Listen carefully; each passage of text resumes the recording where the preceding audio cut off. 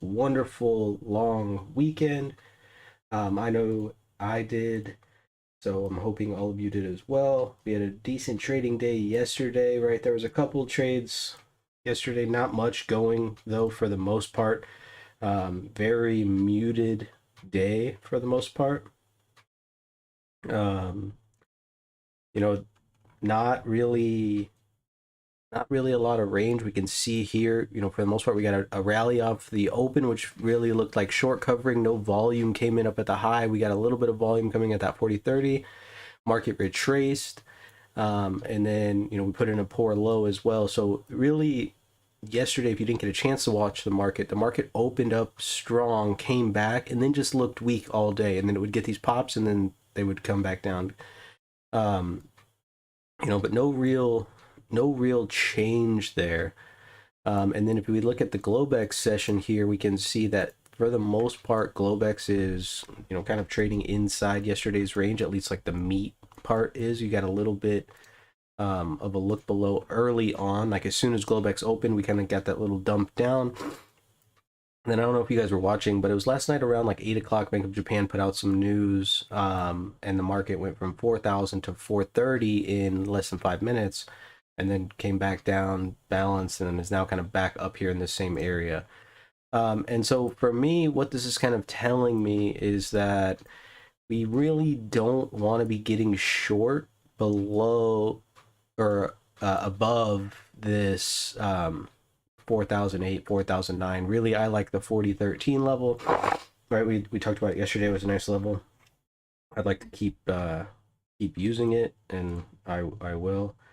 Um, what is interesting is they just cannot, for some reason, like break down past this value. And so for me, like, even though like yesterday, right, the market looked really weak, there's just no reason um, to really get like really short confident. Yeah, there were some fades. There's some responsive shorts, responsive longs yesterday, but just today with kind of how the market's acting, right, we moved up into this 2-day balance, and now we're kind of up above this 2-day balance. So if we get accepted above 4024, and this is something that we talked about yesterday, if we can get accepted above here and actually start to build some volume, which would show, values shifting up higher, then we have some uncharted territory up towards the highs. And then if we switch over here, get rid of this.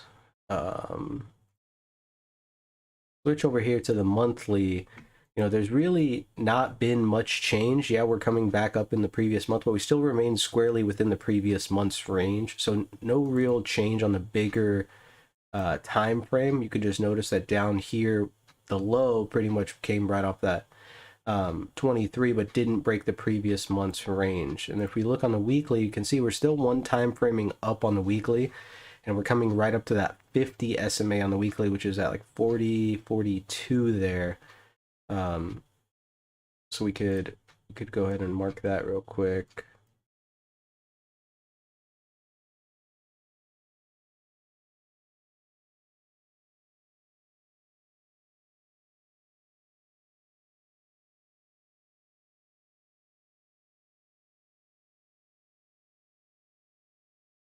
Well, W, and then we'll go 50, and we'll change it blue.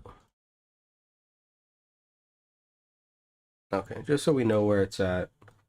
But in reality, there hasn't been much change here. We're still making lower highs. The key thing here is that we've made a higher low so far, and so if this high gets taken, which is kind of a weak reference, and this is up here 4080, 4180, and that's where the 100 moving average is at. So, and this on the weekly chart, it could make sense to move up there. That 4155 is the 50% retracement from last year's high to last year's low as well. So that could be an interesting look. When we look on the daily here, you can see we're still one time framing higher. 1, 2, 3, 4, 5, and then yesterday we did break the low by a couple ticks, but I don't know if I'd really count it. I mean, that's just such a weak level. So I would still say the strength remains with the buyers, and you still got that 200 down 39.81.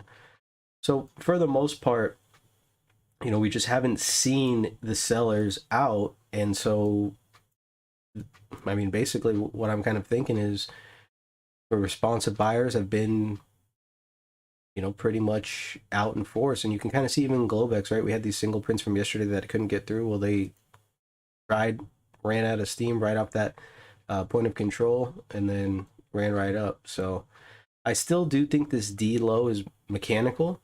And then this T low, I don't know if I would really consider it mechanical. It is a Globex level, but it's right off a point of control. So that just kind of shows buying stepping up and selling drying out. But yeah, for the most part, that's pretty much it. We want to see, um, I'd like to see us stay above this 40.24. We start to build some volume in there. Then it kind of puts that 40.42 up there, and there's a little 20-point trade for us. So maybe a possibility to capture that today. Any pullback, to the settle would make sense to get back going back up to this 24 level. And then also we might be playing in this range again today. This might be the range, that 30 level down to that 4,000 level might be another rangy day. We've got a lot of Fed speakers on today. Not a lot of news. Quick question for you. So in that chart where you were showing the monthly, so we are actually in last month's range, but if you look at the month previous, even though it's not necessary, it also was in last month's range, but this month is in both of those ranges. Is that significant, or is it just, are we just worried about last month and not then the month before is somewhat irrelevant? Well, no, so we're paying attention to the previous month. So here's the monthly again. So like you can see, it's basically a 2 months or effectively right now we're 3 months of consolidation based on. Right, Okay, balance. okay, so I just wanted to Yeah. make sure that that held relevance, or if it was whether or not, if we don't even care about that other month because it's too far back or whatever, I don't know. Yeah, so we got this kind of this 2 month balance back here, and then we had that look above and fail. So we traded to the low end of balance, got excess, and now we're back in balance and we're balancing. And so the key really doesn't matter until we get up to this 41.55, because that's where we'll really look for I see. continuation or rejection back into balance. And a rejection from above this level, and this is kind of what I think is kind of on the ticket, this 41.55 to get tested, and a rejection from there is going to take us down to 38.10 or close to, and I think that's when maybe maybe they can get the panic button going and trap some more shorts and actually make a higher low on the monthly. But the monthly really tells us that sellers are still in control, because we've just consistently been making lower highs and lower lows. So until that stops, which the first test of that would be a break of this high 41.50, well 41.80 is the level. That would be the first sign that a longer term buyer has entered here. If we don't break this level, then the odds really increase that we get back down to 38.10, because this is telling you that the gap here that's on the daily time frame, if we switch to cash only, is an intermediate term gap. This gap right here. So, Okay. but yeah, I mean, I still pay attention to them. It's just I'm just looking at the highs and the lows. Um, but yeah, I mean that's a good identification. It's balancing on a monthly basis. For essentially like 3 months in a row, so that Right. So means it's more basically, likely to pop something, I guess. right. So when that happens, when that Because ha most of those were all 2 month, most of those were all 2 month sort of balance. So 2 months is we're in balance, and then it did a look below, did a look above, and 2 months of balance, and then in either direction. But like now we're in 3 months. So like you can see, I guess it did that the 3 months of May, June, yeah, July. Those three were kind of, so those three, but then the next month, it immediately just it went in the other direction. yeah. And So, we've had some Well, I mean, basically this month, this balance is a little bit smaller than the previous balance. So you could see like Hmm. the size. And so typically what I'll do is I'll just like, okay, well, the average for like these past 3 months, and we could even get the exact average here. Well, we've got time. So ATR, we go 3 here. So average 266. So if we say a break and we'll just call it from the top, we'll go 41, so 42, 43, 66. That would take you back up to like kind of these previous highs. Below would take you 85, would take you like pretty much all the way down to excess. So Wow. typically, like, I mean, as we're balancing, you can just kind of assume that they're just building up, right? Building up, building up. And then eventually one of them is going to be wrong. Someone's building up shorts at the highs, someone's building up lows at the, or longs at the lows. And eventually someone's going to have to capitulate and admit And then there's going defeat. to be a And then, liquidation. Yeah. right. Well, and then we can Or look for that buying frenzy, continuation. either one. So, like, if we look Okay. in the month of, well, let's just look in the month of July, right? Pretty much a straight down month. And then we look on the daily, and then you look at July. Oh, sure enough, it just freaking tanked. Well, I mean, Oh, no, no, so no. I'm here's sorry. July. Oh, it went straight up. It actually went up. Um, I mean, pretty much the whole time. So hang on, maybe we're looking at the wrong month. Where's, yeah, this is oh, it's an up bar. Never mind. I'm talking That's, about yeah, I was gonna June. say that's enough. But June. yeah, June is the one that's down. Yeah. Um, so if we look at June, which is here, you had that kind of fall Yep. off. But if you look at June, I mean, like big rally It's kind of here mixed. and kind of trades sideways. But what it does when you're looking at the monthly is it gives you, you know, like, okay, well, this month has just been getting sold off all month. So if it's kind of like one of those mixed days, right, where you're like, I don't know if I should buy or sell, it's pretty choppy. Well, look at your longer time frame trends. Okay, weekly's one time framing up, daily's one time framing up, but the monthly's still one time framing down. If the market looks weak, maybe I should just wait for a spot to get short. Where's that spot at? And then just, you know, start searching for it. Okay. Thanks, Dr. Thanks. Vijay. Yeah, no problem. Good morning, Tommy, Roach, Fum.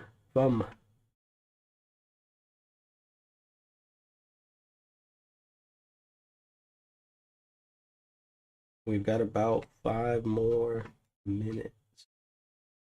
Evan, good morning. John B, good morning.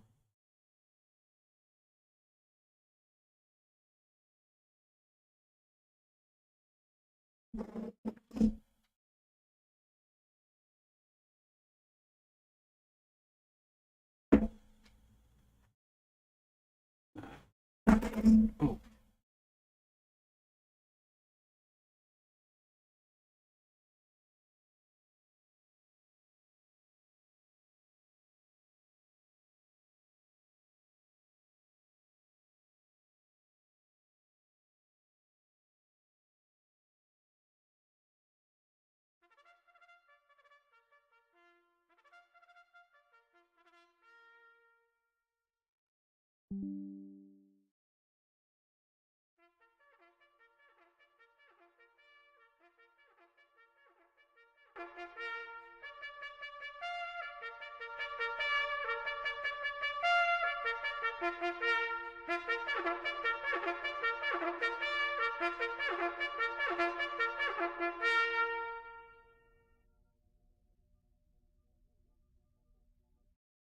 all right. Now we're ready. Morning, Dad.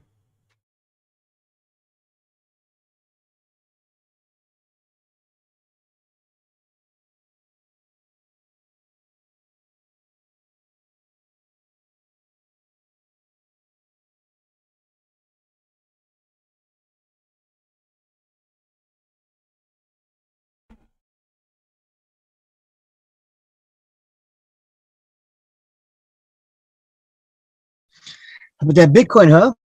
I know. How about that?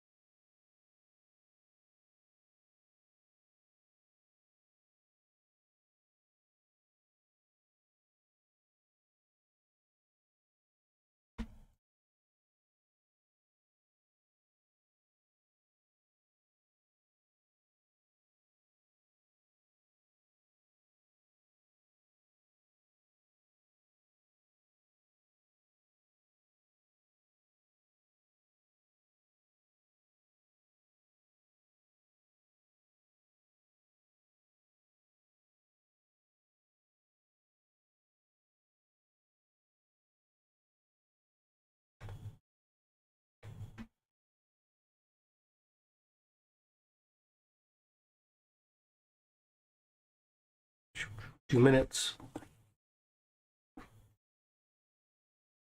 Dollar's getting smashed early on this in the session already, so VIX is down off of it a little bit. The 10 years all the way down 33. Remember when we were worried a couple months ago, it was at 40. It started to come off. Silver's up 1.34%. Gold's up 0.75. Oil's up 2.27. And how about that good old BTC?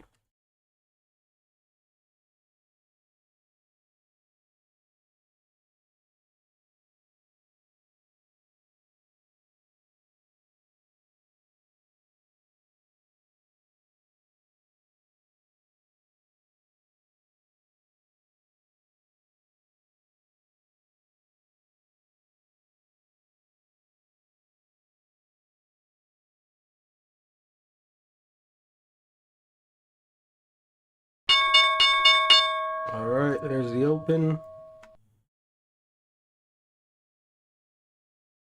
Should see some decent internals off the open once this thing updates.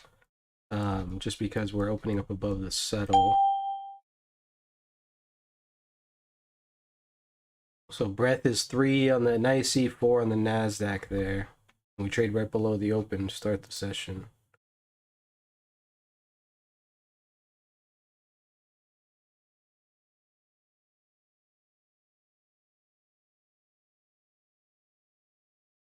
Right back above.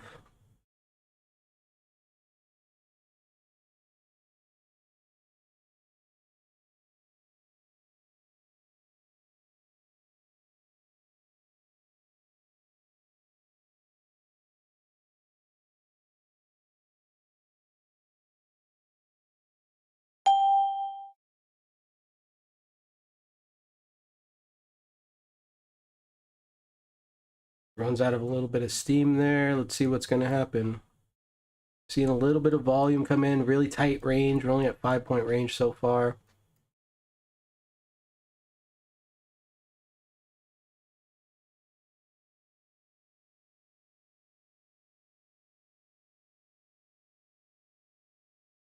Nice little bounce here off the open.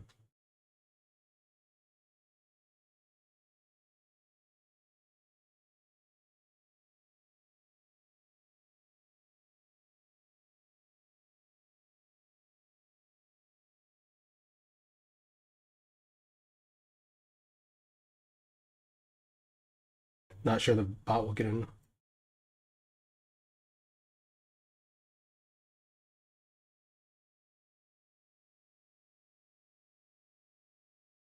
Right back to the open here. So let's see. I mean, still 7.5-point range.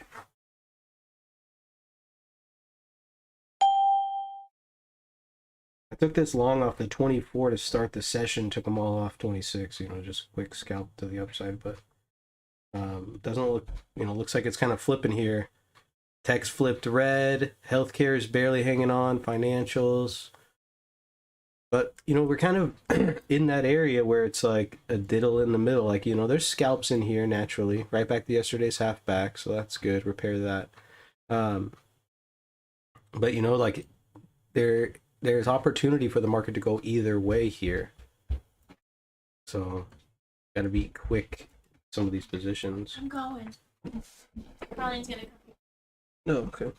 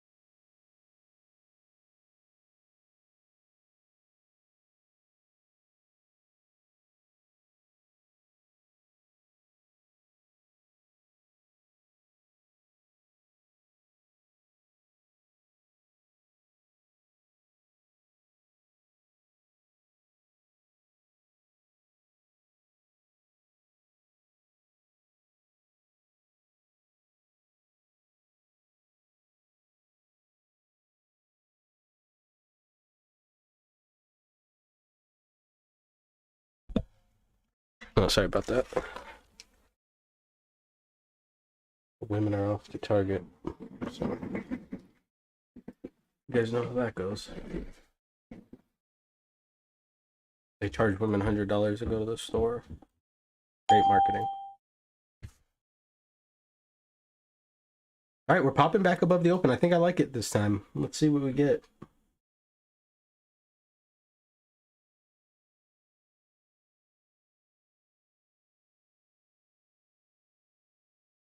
Nope. Oh, a little bit of response there from the open. Back down, rejected. I mean, look at the weighted ADs flipping negative. Tick is coming down here. Tick's still above 0. Look how it's reacting down here. This is interesting. A lot of battling here, because you see them trying to shove it down, and they keep just buying it up. But notice now there's some strong selling. So notice how they could not hold it above the open. They popped it above the open. It got jammed back down below the open. And now there's some selling coming in, and they're actually trying to push this thing down.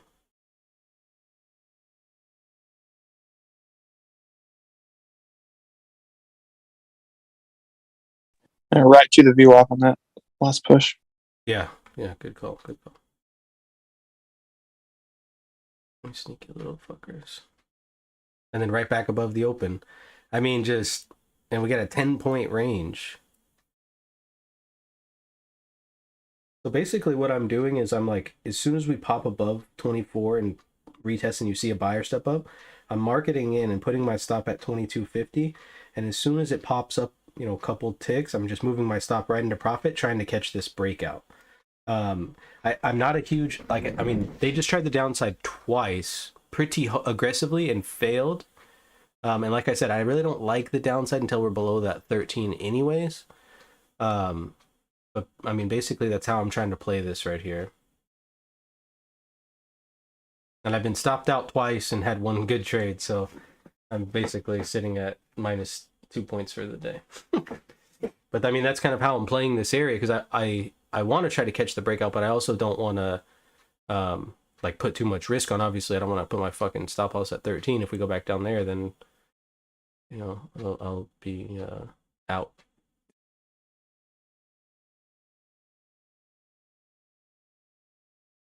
I'll let you know on the next one when I jump back in.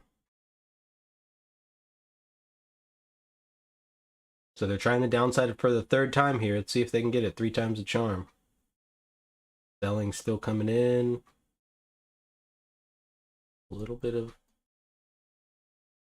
short covering there on the 1650.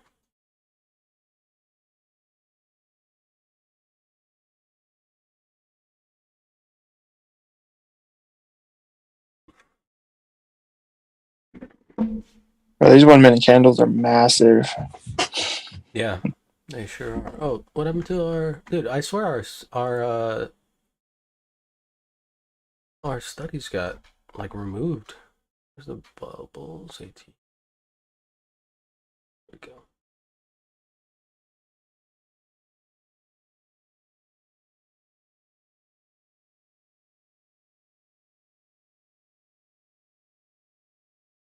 I don't know, buyers, it looks like they're getting stuck down here. It looks like buyers are trying to step up around this 1875, but it looks like they're kind of digging themselves a hole. Let's see if they actually hold it.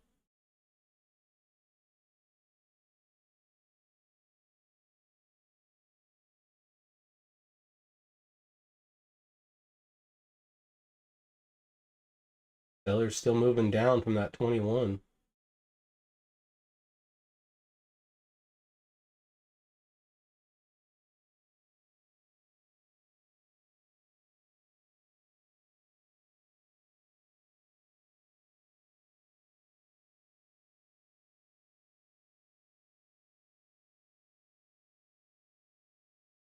A little bit of short covering there on the 17 again, but it looks like sellers are moving down here.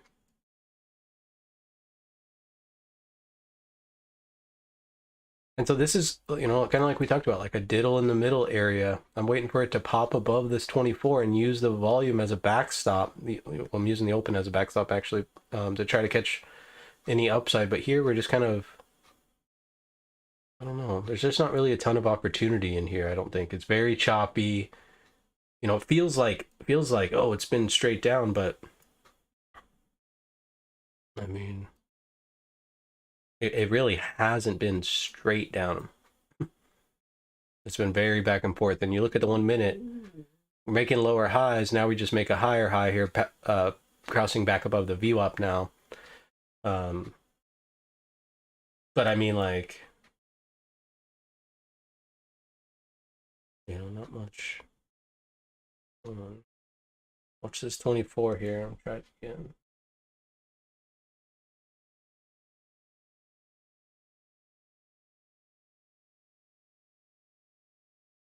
All right, wait for it to pop and then pull back. Give it a second.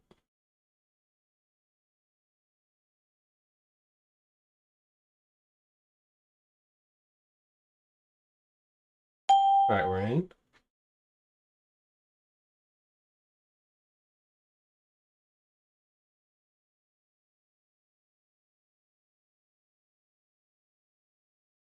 It gets stops at 2250. I'll get stopped out here. Yeah. Oh. Right back to entry. Just a 1 point stop there.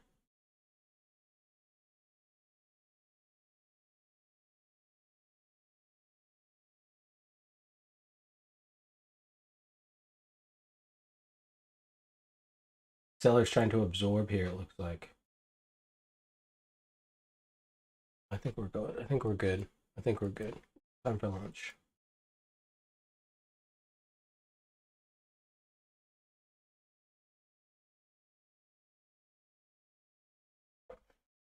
Israel, good morning. Bitbeard, good morning. Googleplex. Dollar's at major support. We could take a peek at the dollar if you guys want. I'm just trying to watch this breakout real quick. Actually, let's just take a quick 2 minute break and then we'll take a peek at the dollar.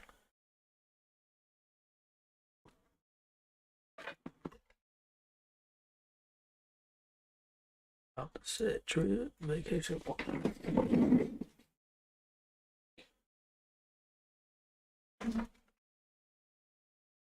Finally, let's go. Come on, you little bitch. No follow through. See, that's why you just gotta take it to the 26. Like, I've literally just been scalping this spot. That's all we can do so far. But I like from the 2350 to the 26. Like, it's like a pretty consistent scalp. And if you're buying it and it goes, you know, 2 ticks in profit, just move your stop to 1 tick. And if you don't have a hotkey for that, fucking get your shit together and get a hotkey. So you press one button, boom, it moves to break even. And that way you can just keep, you know, scratching on the trade. Like I said, well, I'm up now 7 points, but I was down 2 points just from breaking even on trades over and over.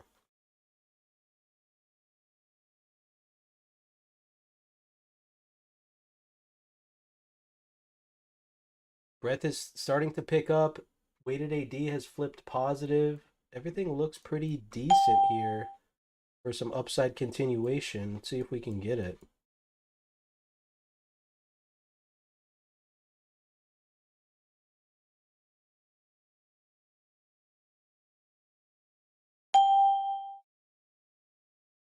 Volume is less than yesterday for AMD. Not likely the bot will get in. We'll see if it gets in based on the way.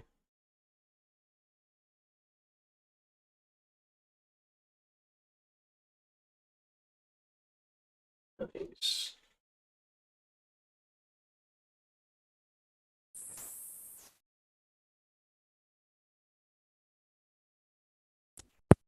Let's see if we're going to hold above this 27.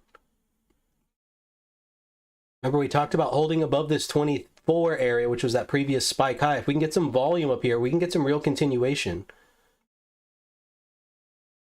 I think. If we can get some fucking volume. Jesus, come on.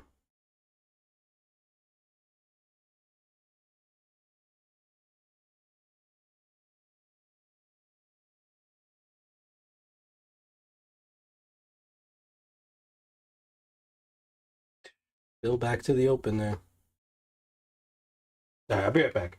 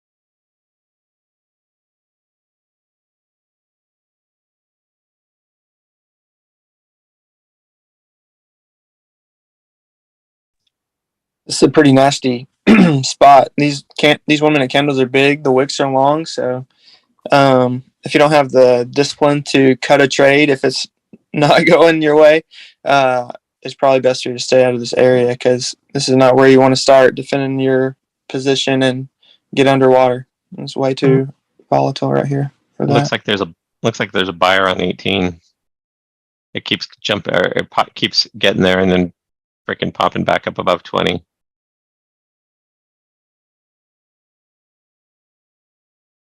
Like it dropped down and then immediately shot up to almost 21. So somebody's just sitting there waiting for people to Yeah, the sell it VWAP down. sit there like 18 quarter, but the wicks are just so big. Like it shot Yeah. up like 6 points, but then it shot straight back down 5.5 points. You know, so it's Yeah. like That's a tough one to play. The wicks like that are make it very, very hard for sure. Because you have Yeah. people on both ends of that. yes, like got the rest of the trading day.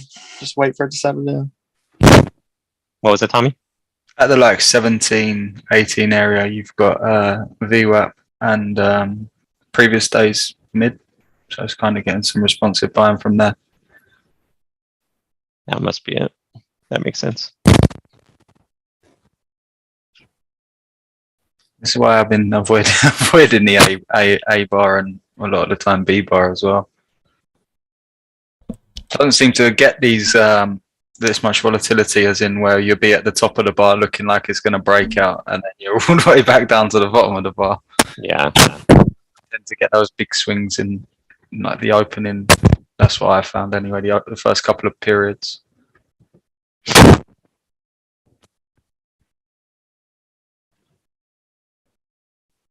Weighted AD's gone back to negative here, getting a lot of volume below the open. But right at yesterday's value area high, which is interesting.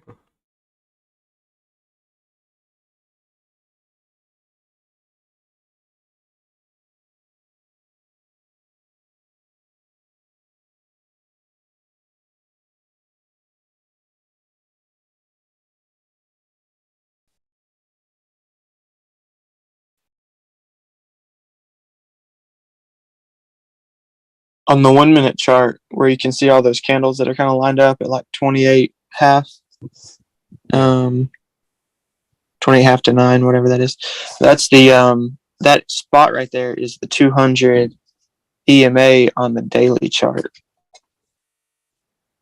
On the daily? At least on mine, on like an exponential moving average. Oh, exponential. Oh, okay. Okay. Yeah. I was say I have the 200, but mine's simple. Yeah. Okay. Right here at what's the price? It's like right where we got rejected, like 28 half to 29. Okay. Above 20 would be a buyer. Yeah. Yeah, I think so too. I mean, that's how I've been buying the 23 half.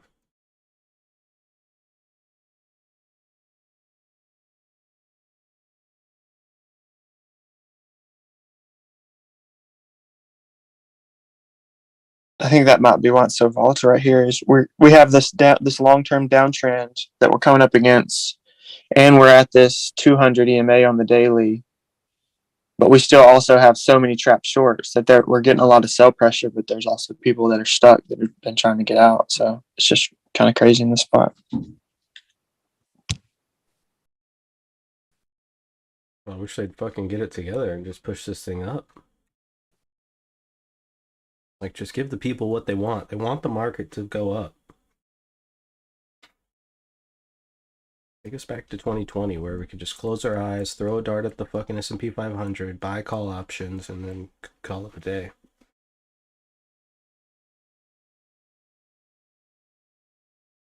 I'm so interested to see. Well, I mean, technology is always advancing, getting crazy, but like, I'm so interested to see the trading stuff that comes out from COVID. You know what I mean? I mean, like, some of it's already out, right? People doing trading strategies, a lot of options trading, of course, because of the high leverage. Nice. Finally, they're fucking taking this thing up. Let's go. But like, typically, like, everything is kind of like on lag, right? Everything in the world, almost, for the most part, I mean, people try to be proactive, but you really can't help but be responsive, because you never know exactly what's going to happen, especially in the market, because there's no solution.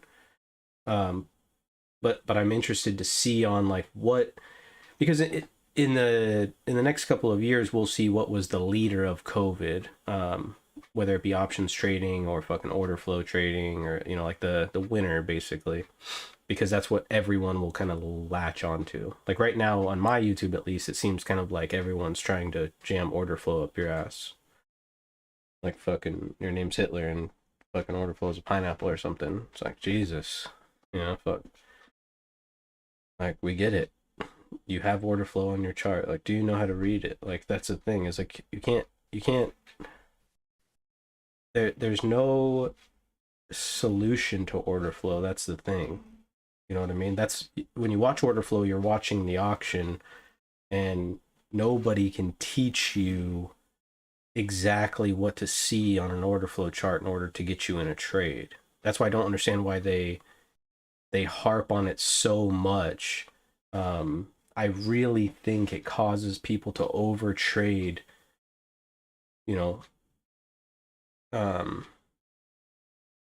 because they don't give people a great example of what a scalper actually is.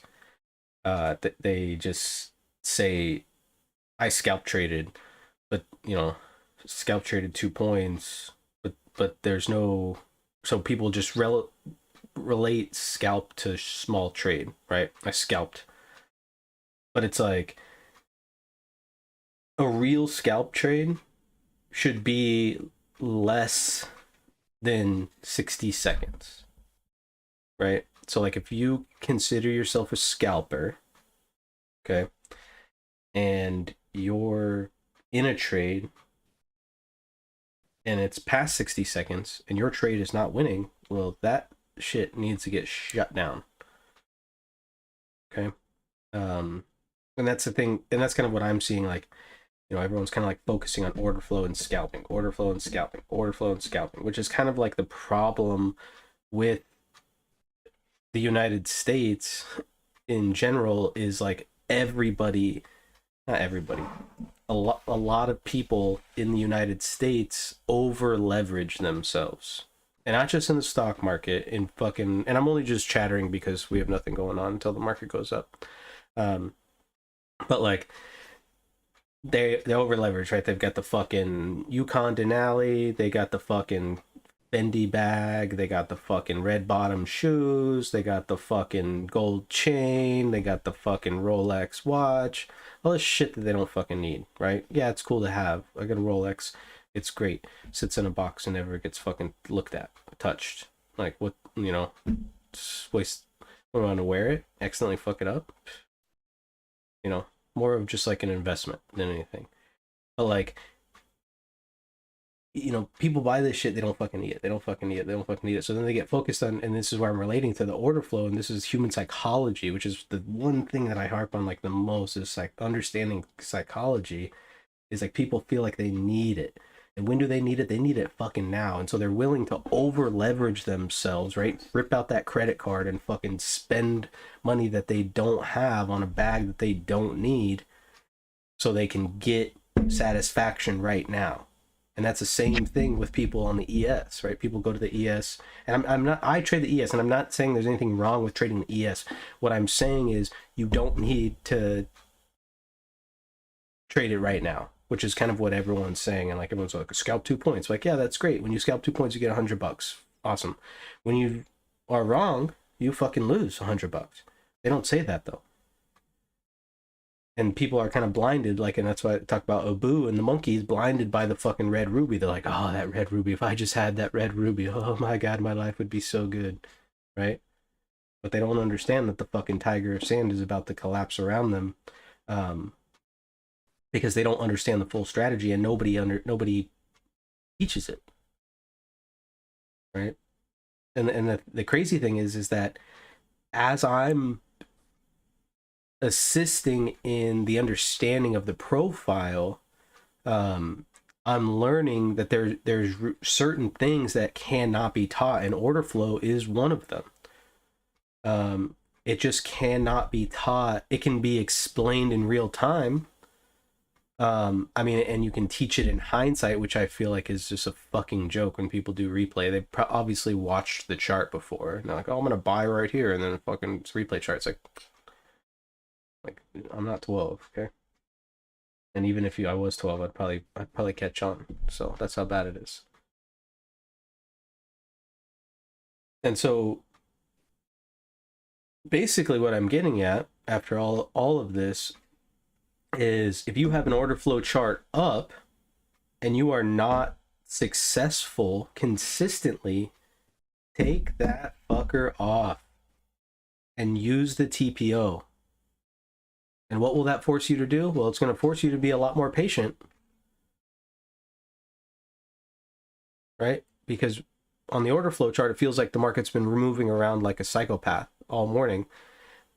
We glance over to the TPO and you're like, oh, 13 points. Well, that's not shit. 13 points, that's tiny. That's not even a range, right? That's like a fucking, that's a one move range.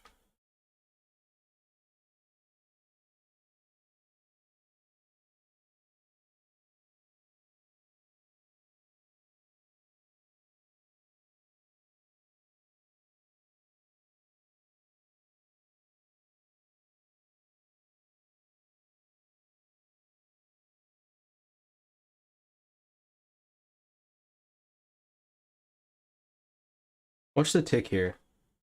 The tick really just, you know, it's not going below zero at all. And we've got tech green, healthcare green, financials green, consumer discretionary green. So we've got our top 4 green that make up 50%, right?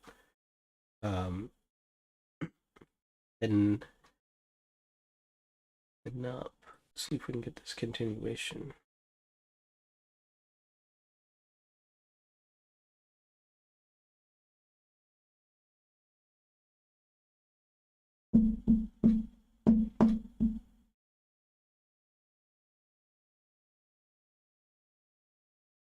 Good morning, Live for Love. Sorry about the little rant I just went on, guys. It was just, you know, it was on my mind, so gotta talk about it. So yeah, let's take a peek at the dollar real quick, and you can see the dollar just getting its ass smacked here, and actually breaking this trend from a pretty decent amount of time back. I mean, you could see the history of the dollar has pretty much been, you know, pretty strong. But this is what I was kind of looking at. So if we were to take like a little average here, basically 98, which is kind of like the top of this balance and the bottom of this balance, and 106.3, I think that is going to be our target on the bottom.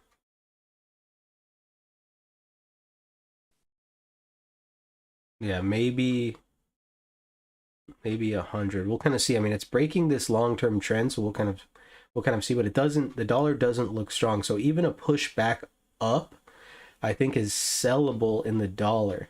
I don't know. I think short-term equities are pretty good. Nice. There we go. Finally got the breakup in the market. I just don't know how much higher we're really gonna go.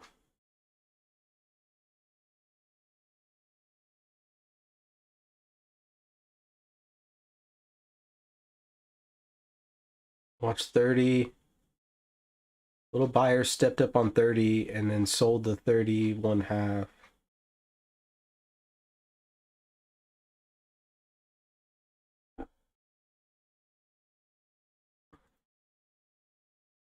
Right through it like it wasn't even there. Moves like butter. Tick still pinned. ES is holding trend really well. The new model would have gotten in. Let's see if the NASDAQ wants to break. NASDAQ looks like it wants to break down. Come back down to like 706.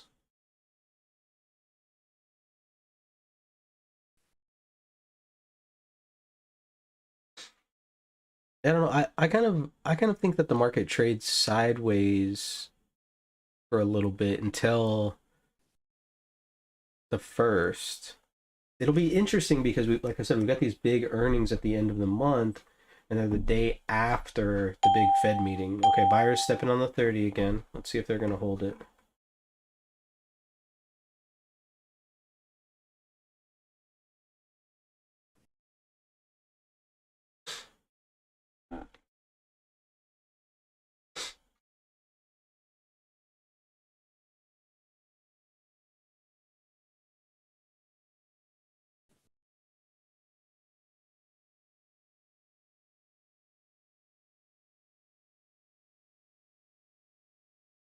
You know, we're breaking long-term trend on the ES as well.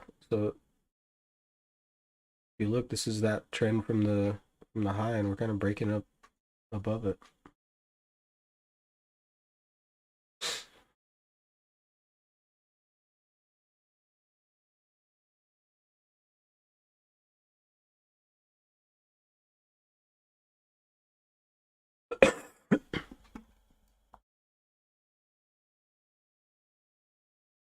Healthcare is the only thing that's looking weaker now.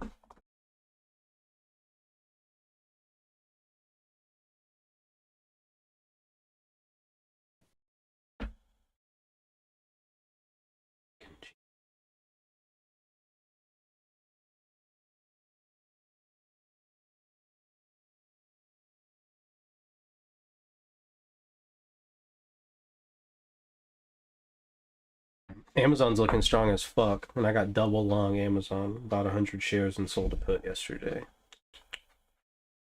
Let's go.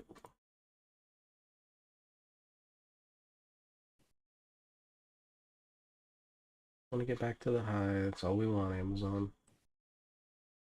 Wait, Amazon has a gap up above too. That's right at the 100-day, up at 10, up to 104.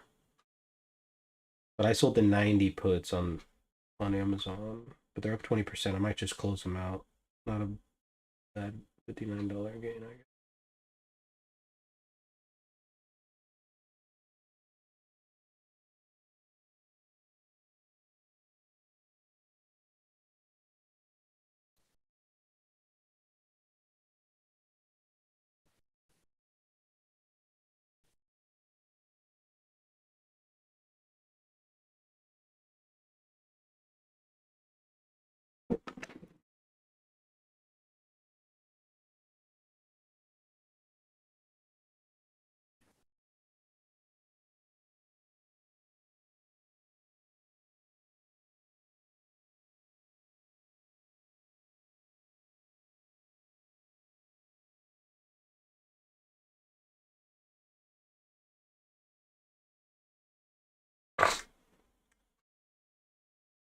So 30 is going to be kind of our new level. This is kind of the same exact level that they came in yesterday, right? So we saw these kind of shelves form on like the 1920 area, and now we're starting to see them kind of form back-to-back days on the 30 area.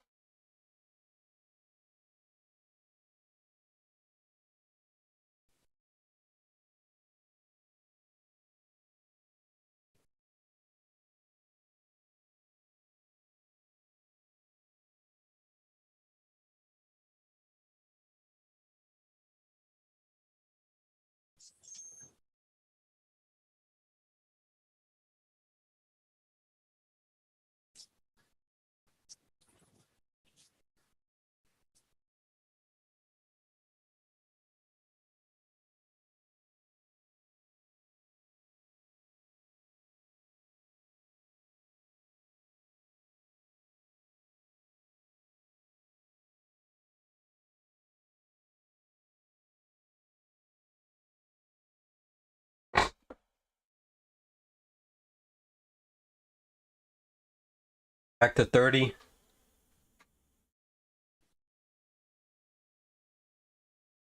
NASDAQ looks good.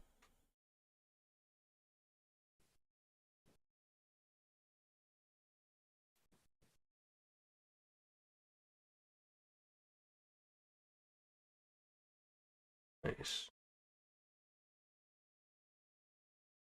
We should be able to go to 42 and get our 20-point trade. Fucking make up for all those scratches I had to do.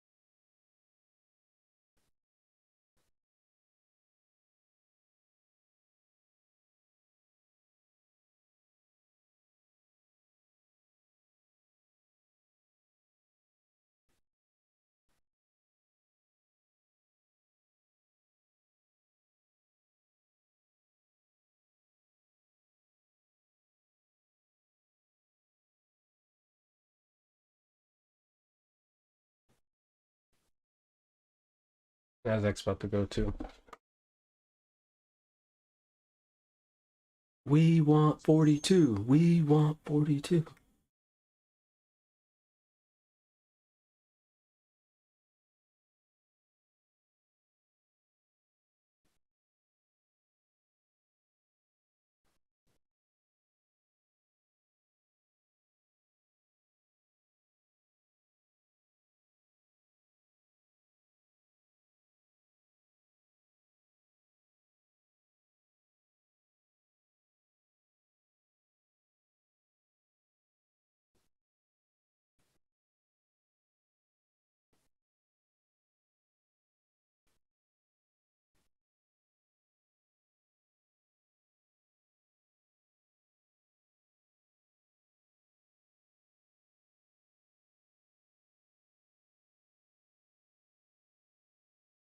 We're starting to see the same thing we saw yesterday, but just kind of inverse, right? Yesterday we saw the market look weak but couldn't go down. Now we're kind of seeing the market look strong but it can't go up.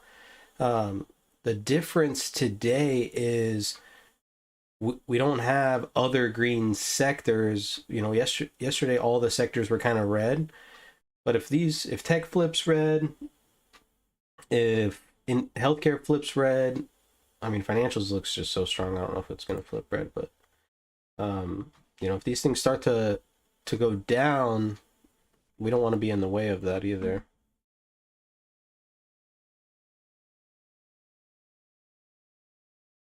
Peter the cheater. He's looking for a long, it looks like. Need to see a close above value area high on custom PRF. What's PRF?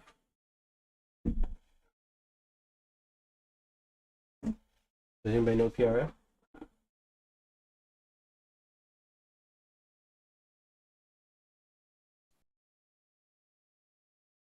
I'm sitting here trying to rack my brain. Previous fucking. PRF, yeah. Oh yeah, some of these ones.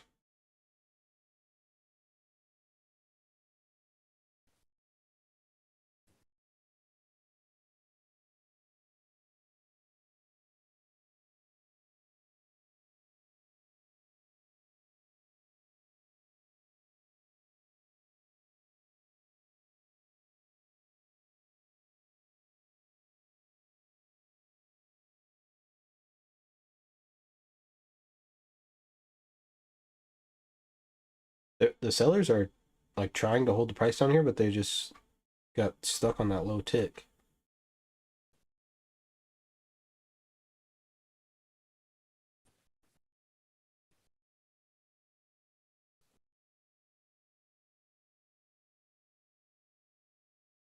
There they go. They're trying to sell it here.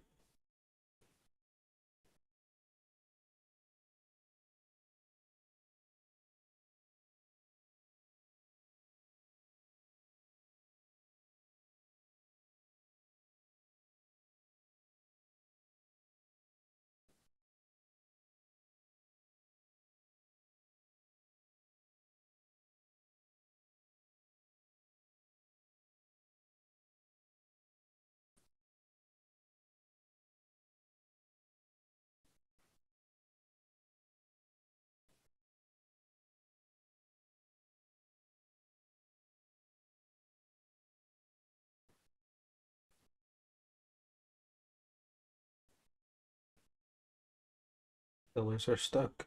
26.5.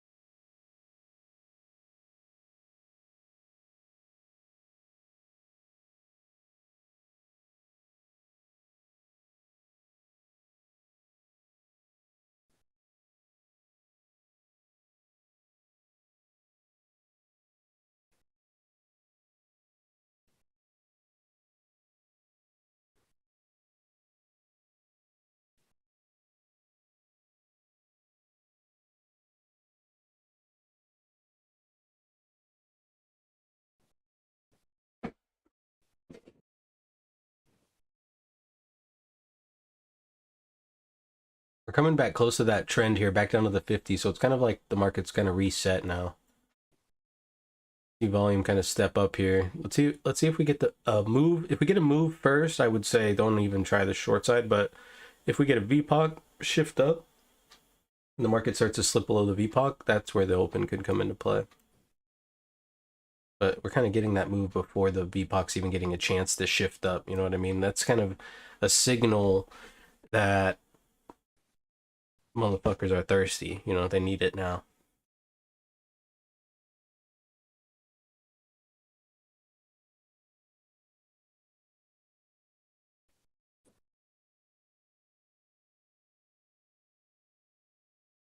I'm not sure what the big news out of Japan was last night either. I didn't look it up. I just knew that's where it came from. If anybody knows it, that'd be great to let us know.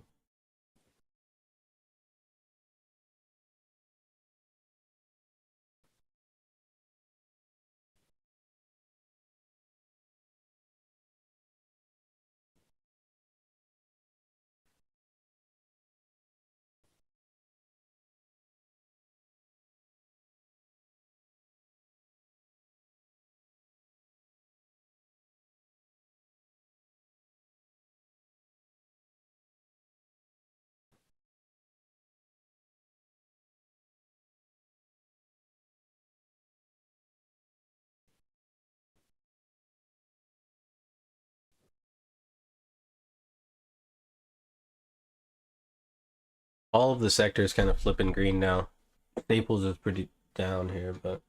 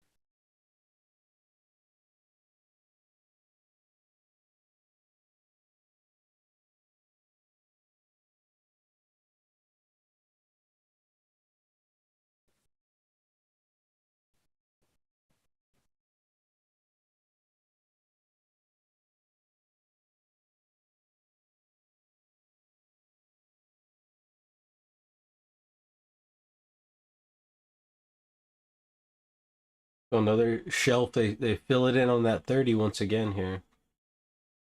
There's not really much to do here, guys. Like, you know what I mean? There's not really much we can do. We can just gonna just sit by.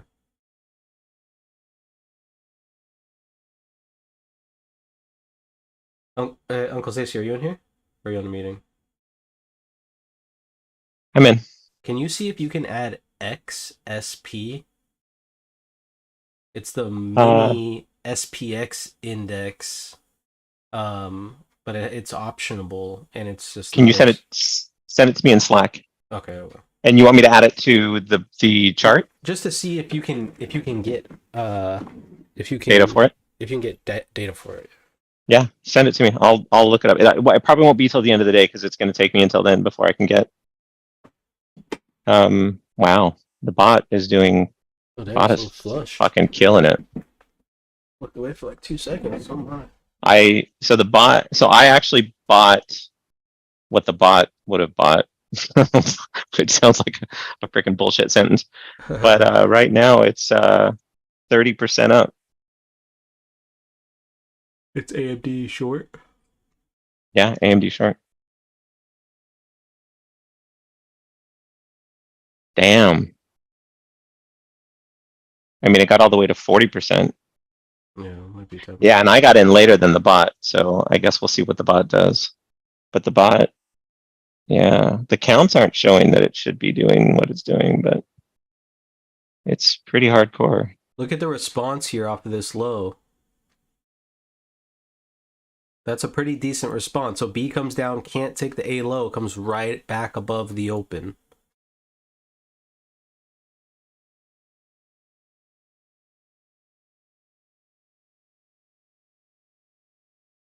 And so where do we think we'll come back to? Probably that 25, 26 area.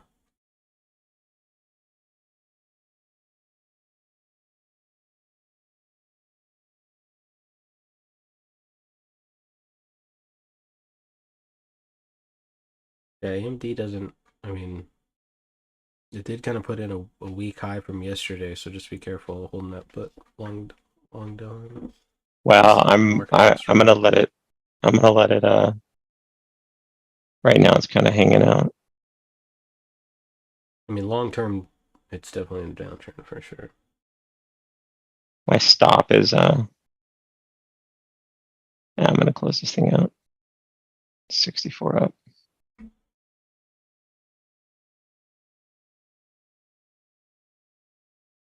Yeah, that's good enough. I don't really need it to be. I'm not going for crazy numbers. I just wanted to play it. Yep, it's closed out. Made a little bit of money. I just wanted to play it because I wanted to see. So it's that whole trader tech status thing, but I wanted to play it because I wanted to see what the how it would play. I mean, I got in way later, so it got in at $1.06. I think my initial buy was 84. So I got in way. So I got in under where it even got in. So I sold under where it even got in initially. The bot would have, but I was just curious. And I have a feeling toward the end of the day, AMD will return back to there because I'm only getting put counts in AMD so far. But initially I got NVIDIA's. Oh, I guess NVIDIA did finally give a put count, but it was only giving call counts, not a lot. I mean, maybe 10 candles out of since open. And then it just a couple few candles ago gave a put count. SPY, it's kind of the reverse. It gave a call at the beginning and then a put somewhere in the middle, and then it just recently gave a call count. So yeah, that last spike down, probably a bunch of people buying calls. Yeah. So I don't know. We'll see how it all plays out, but I'm curious to see where the bot ends up. But hey, whether the bot ends up good or bad, I played it and I did well. So we're gonna call it good. We're gonna call that a win. Yeah, send it to me in Slack and I'll look it up. I can do it through TD's site. If I do it through the API and it like, because I only can do so many calls per minute, and if I add it to that list while it's doing it, it'll basically cause it so that one of the calls won't go through. And I don't want to do that, but I can do it direct on the site and it won't affect that. So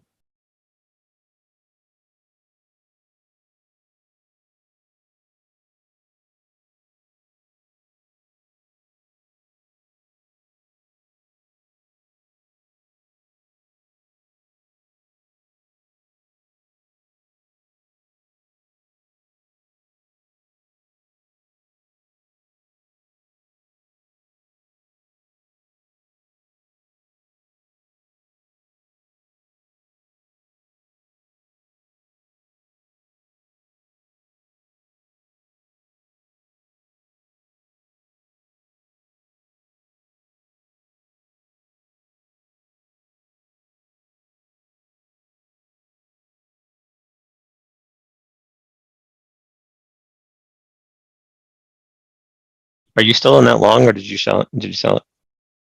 I've gotten back in longs. I've just been getting long though. I haven't taken any shorts today. Okay.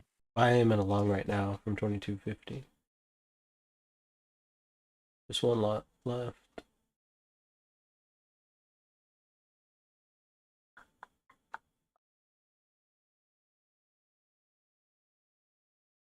Like it feels like this thing's gonna break out, and I'm gonna catch it. You know, like eventually it's gonna happen. I'm gonna be in it. That's for fucking sure. I've already decided that today.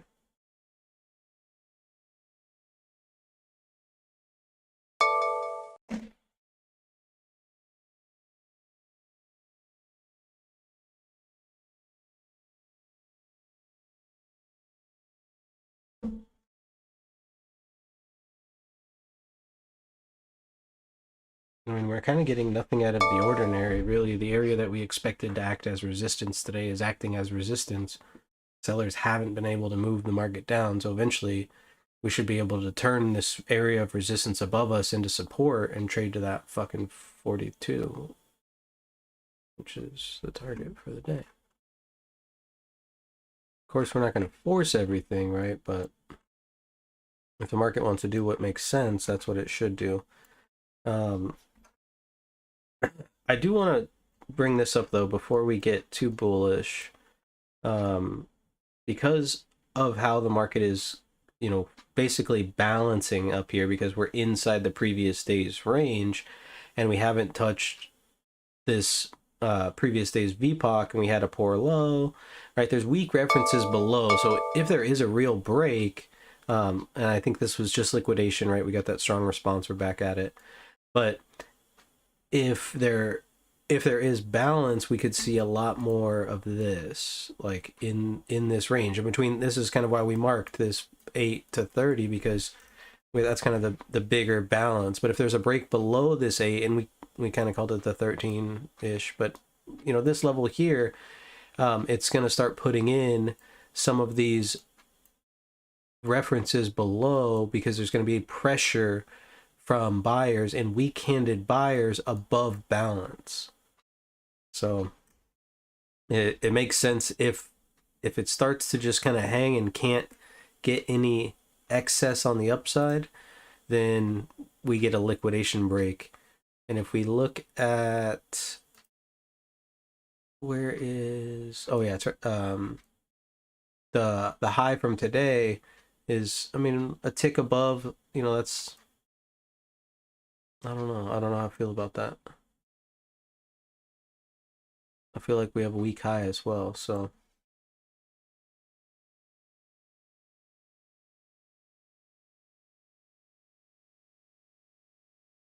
And I think today we just kind of keep using our pivot, which has been the 24 for the most part all day, using the open as our backstop, kind of.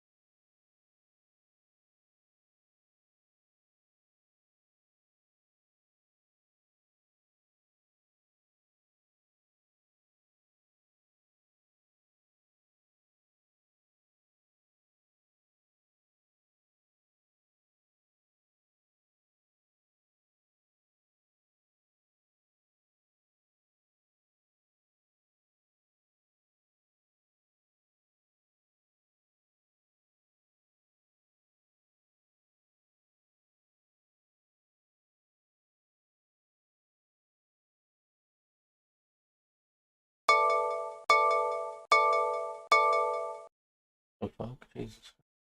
Oh, looks like the market's ready. When it goes off, Brad? What's that? What is that alert when it goes off? That's Thinkorswim. What, hitting a level or something? Yeah, something. Got ya. Those last alerts were for NASDAQ and the ES back to back to back. So maybe it was Popping like, off. the market's like, hey, pay attention. I'm over here bullshitting on the fucking option ladder.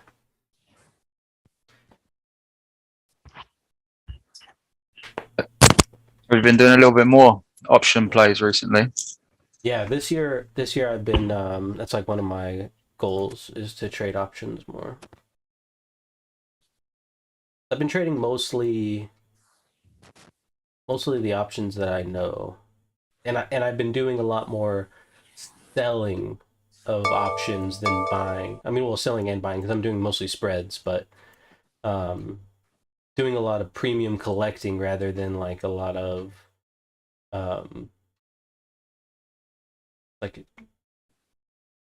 like swing trading, like really like, so like the way that I'm trading the options is more like when the market comes down, I'm not getting in a put, I'm selling a put. So I'm selling like a 40-15 put, expecting the market to bounce. So I sell this put and then buy the put below it. So I can only lose this much. Then I gain like the difference in between the options. Then when the market bounces, just close. And then like if the market, if the position goes in 30% profit in a single day, then I'll close it. If it goes 50% in profit by day number 2, I'll close it. And then just kind of like just going like that. So you're kind of hedging and then closing out as it hits each point. On the low side, you close your short. If it moves up higher, you close your long. Well, like instead of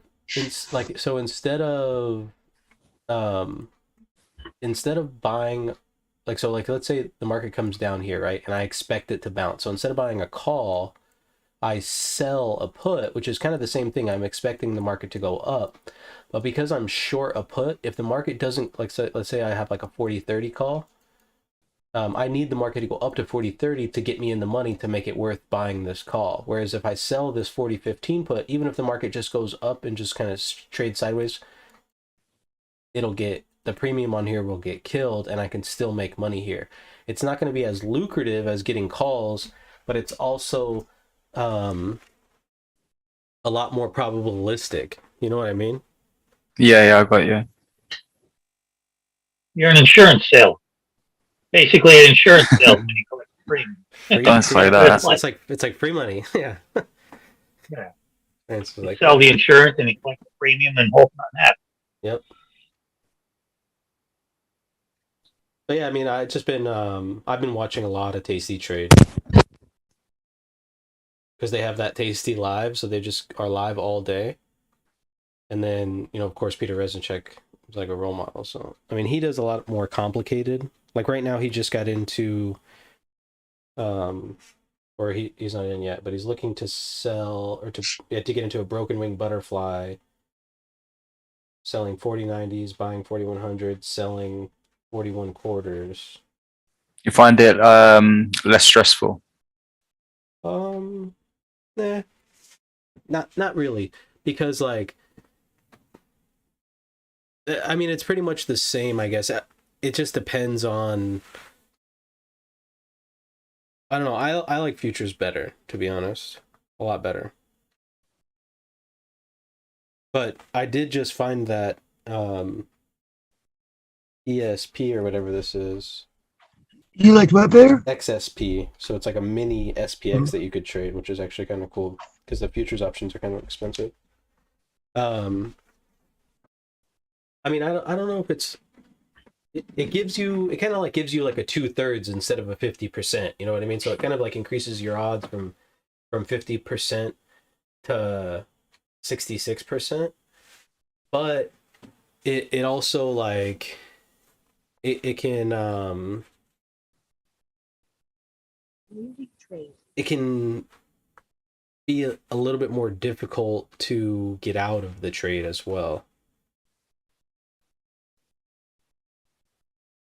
Yeah, it's kind of like more managing it as you go along. Right. And I've been using it in conjunction with like my regular account, so that way, like, let's say, let's One of your options is going bad, you're almost trading futures in the opposite direction. right, exactly. Like right now, my energy options are going bad, but they have till February, so I'm not going to close them. They're down 6%. But like that's the thing is like, I look at this Chevron option, I'm down $55 on it, and it's like I could just close it and be down the $55, or tomorrow I could leave it open and it does. Let's say Chevron keeps going up. Tomorrow I open it up and I'm down $95, and I'm like, fuck. And then like it could keep, because it's closed during overnight and you never know what's going to happen overnight. It makes it a little bit more Right, you're leaving. You don't end the day with no positions. Right, exactly. Not that you can do anything, so it doesn't really cause me to lose any sleep. But like when I wake up in the morning and look at the market, Oh yeah, yeah, it can just give you either a Sick. boost to start the day or a negative hit. exactly, exactly. Like, Wake oh. up, oh man, I haven't even started and I'm already down. Well, and the worst part is because of how the premium gets adjusted. You know, let's say the market opens up high like it did today. All of a sudden, these options are up, right? But now the market kind of rotates back down and loses all of its kind of steam and just kind of hanging, and then boom, the options go back to what they were at yesterday, and it's like, you know, so it's really, it's not like okay, buy here, it It's goes all up, right I'll on the sell time. here, yeah. Yeah, and if you're not in the money, the time decay fucks, Shanna. Pretty Well, good. right. Well, that's why I like to sell the premium because of that. Because it theta, Well, the yeah, time decay, yeah. So if I'm short a works put, for you. right. So basically, somebody out there is Yeah. buying a put from me because, like Roach is saying, insurance. They think the market's going to go down, so they're buying some insurance. That's Yeah. basically what puts are. And if it doesn't go down, then I just get to keep the the 82 cents that he bought the put for me. If it goes down, then I got to pay the gap, which is a $5 gap on the futures, which is actually $250. Yeah, you basically have two chances to win. Nothing could happen and you win, or it could go up and you win, right? The only thing you don't want is for it to keep going down, right? Exactly. Yeah. That's what I'm saying is like you've got kind of like a 66. You get like the 2/3 instead of the 50% that we know pretty much every trade is.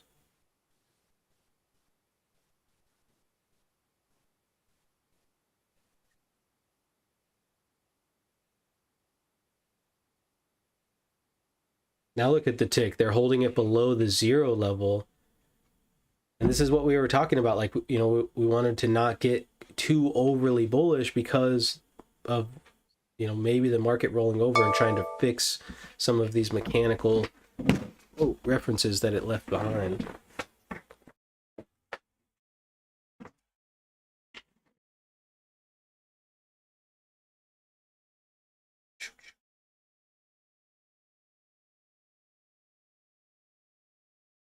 All right, watch the 17 again.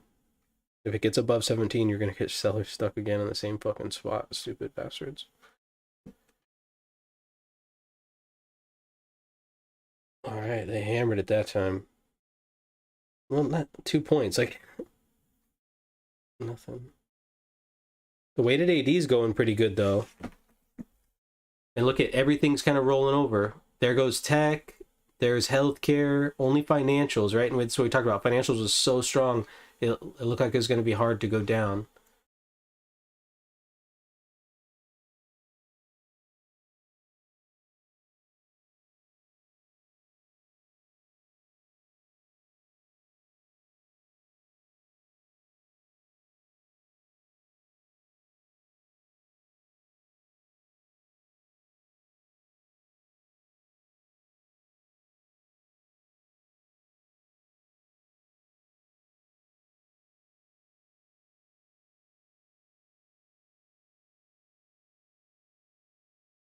Volume still coming in. Yeah. See the volume coming in right here. So when it gets there and it doesn't jump up, we can assume that someone's moving down to try to sell. If it pops up, then we would assume it's probably short covering. But this just looks like selling. And they just back and filled there. Look for that 950 to trade next. 8/4.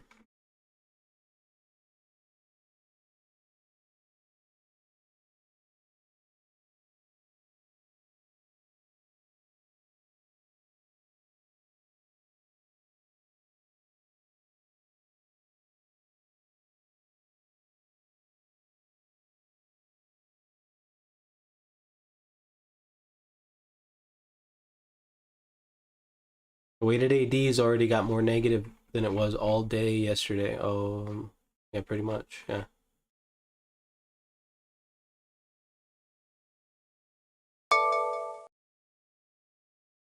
74 contracts on the low too.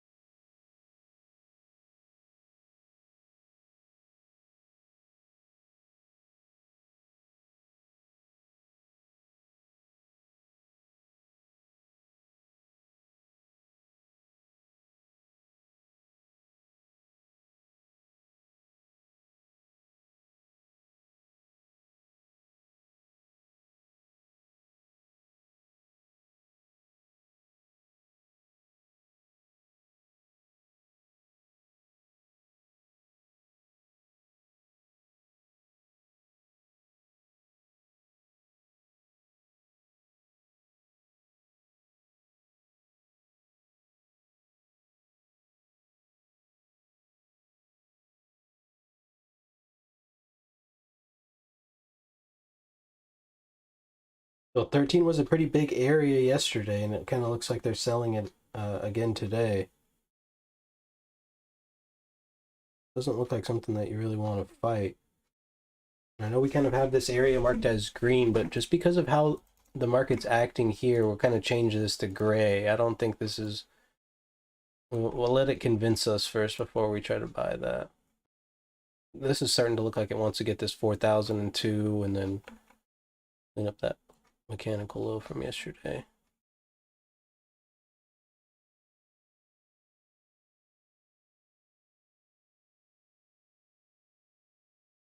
$4,001 is that 38.2 Fibonacci.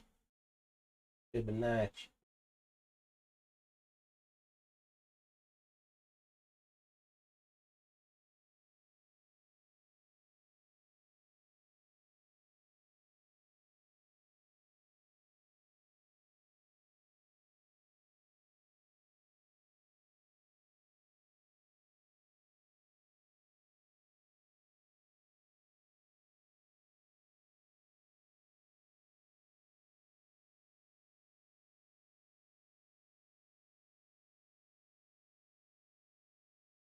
There it goes.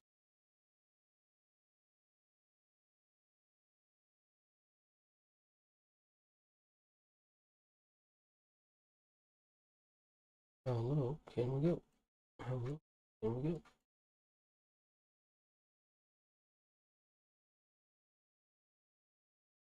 Failure to take this D-low is weak from sellers, so be careful there too.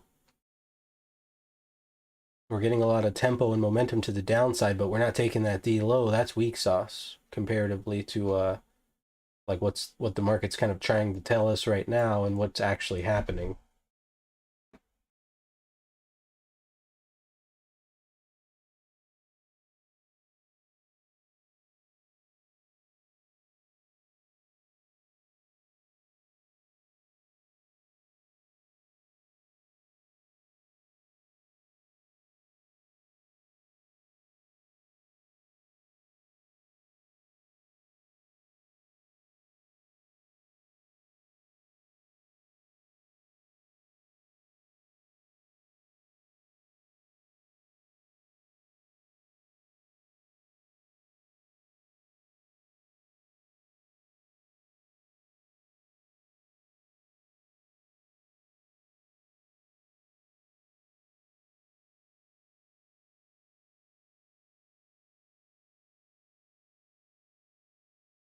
I'll try the 15 here to get tested.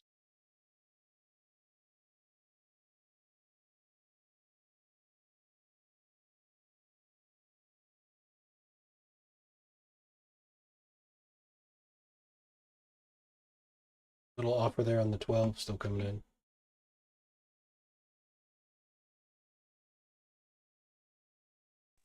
Wait, Brad, you said wait till 15 to take a long just to get better correspondence to see if we're going to the upside? Oh, no, I did not say that. All right, then No, it was my mistake. I said wait Okay. for the 15 to get tested. That should show us like if they're gonna reoffer it and kind of smash it back down. So like let's say we go up to the 15 and it gets reoffered and then comes back down but can't take below the settle, then I think there's opportunity to get long there. But I just think like 13, 15 is where that reoffer level is going to be at, and that's what I was kind of waiting to see if they were going to sell it again from that spot. Okay. Yeah. Yeah, I was looking at 13.5. Yeah, because right now everything's saying short, right? So there's no real like buying in me yet. I want to see tempo slow. Basically, I mean, kind of, you guys know the drill. We see the tempo slow, we start to see the internals turn a little bit more neutral and look for that reversion back to the mean up to 24, which we've known has been kind of like a magnet today and is a spot for us like that we like to get long for a nice little scalp pretty much all morning. But if we can go up to like a 40-15, 40-13 area, trickle back down, get to 11, then we could we could pop that long and trade it back up to the 19 maybe. 9-point trade off the bottom for like a 5-point risk. So you're looking at like a 1.8 to 1, depending upon where your fill's at. But for right now, I mean, pretty much everything's saying to the short side, so there really shouldn't be any buying. You know what I mean? Like this is just like, if this, then that is what I'll look for. But if this doesn't happen, like if we don't get a bounce to the 15 that doesn't get offered, two things can happen, right? The offer could come in and it could smash back down past the 10 easily, and then I don't want to get in the long, and I'll probably start looking for a short, because that would kind of confirm the bearish undertone that just kind of came in the market. And also another scenario would be if it runs up to the 15, doesn't get offered, and then just runs right back up to the, to the mean, back to value, and I don't get, then miss the trade. So there's all kinds of scenarios that can happen. It's just a matter of paying attention and trying to notice the right one. But like I won't look for like okay, if it gets to 15, I'm gonna do this. This is like the way that I trade is like if it gets to 15, I'm gonna do this, but that do this does not mean make a trade. Do this means This is one of your first reference for a trade. Right, exactly. It makes me focus more. Because like a lot of the times when we're sitting here, like I'm, if there's nothing going on, now we got some downside going, but before when nothing's going on, like I'll either like read a book or, start looking at options chains and seeing if there's any, opportunity out there. Start scanning through some other charts. You've got to figure out what you can do to help you stay patient, right? And for me, reading has been a big thing. But you don't want to be you just don't want to be too distracted. Like, so playing video games is not like it's not the move. It's not like reading a book. Reading a book, you close the book, set it down, like that's it. Yeah. What I do is just usually if I'm getting like if I'm like tripping a lot about like how the trade's gonna go, of course I gotta stick to my plan.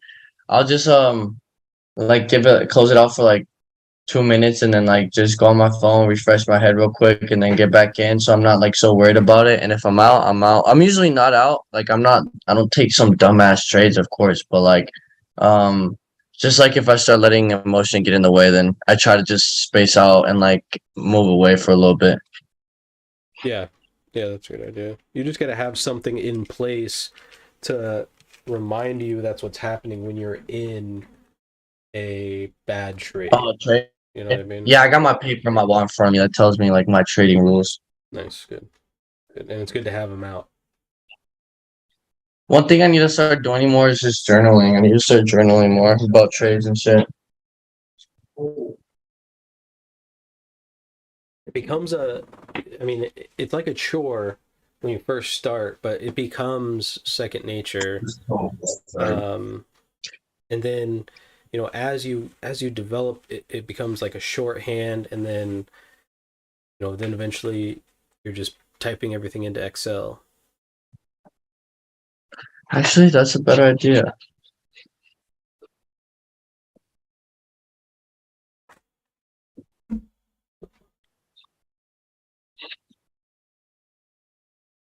I haven't seen the bots in a while. We hitting some algos now that we're back from Christmas vacation.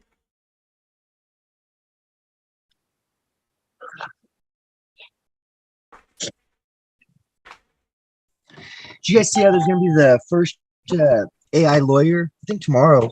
Oh, I did see that. Yeah. That's pretty crazy. Yeah, it is pretty crazy. I want to see how it works. Because if he wins, and then what if both sides have an AI lawyer? That'd be really good. Well, and the thing is like if this AI lawyer wins, if it's basically just showing how easy, well, one, how complicated the law is. I bet the computer does win, because you're not allowed to look up things in court. But if this thing's AI, they probably have downloaded a hard drive on it, so it knows everything. It just has to search its memory for it, which is, Yeah. you know what I mean? You can find any case, from any, well, back in 1922, blah, blah, blah, blah, So it's really a cool thing because honestly, lawyers, manipulate a lot, and this could alleviate some of that, especially for people that don't have the money and have to suffer through having a public defender who, I'm not saying all public defenders are bad, but most public defenders are inexperienced, right? They don't have a ton of experience or a ton of years on the job. And so people get kind of the shaft when they're broke. And, some people go to jail for a long time for something little because their and it's lawyer not sucks. they don't have. Shouldn't it only be like a defense lawyer? Because they'll use experienced law firms. It's just that they don't care because they're going to pay government fee. You know what I mean? Yeah. Well, if it's an offense lawyer, I'd be like, no. This against my fucking human rights. I will not be testified on a robot. Like, because that robot, like, offense definitely gonna fuck you. Dude, I was gonna say it would have to only be a defense lawyer because otherwise you wouldn't be able to face your accuser. Yeah. But the thing is, like, if you can have a lawyer, in quotations, like, that knows everything about the law, unless you're like legit guilty, you should win. So yeah, it's actually kind of a cool thing. It is because it's just our system sucks because it's not if you go to if you can convince 12 idiots to go one way or the other. So now with the AI, it's just gonna be interesting. I think I don't know. damn, I wish I stayed in my shorts. Where'd you get short at? Right under the settle. Went to pop the settle and then came back under the settle. I got short, but I got out at 04. I have a feeling this thing's getting ready to dump.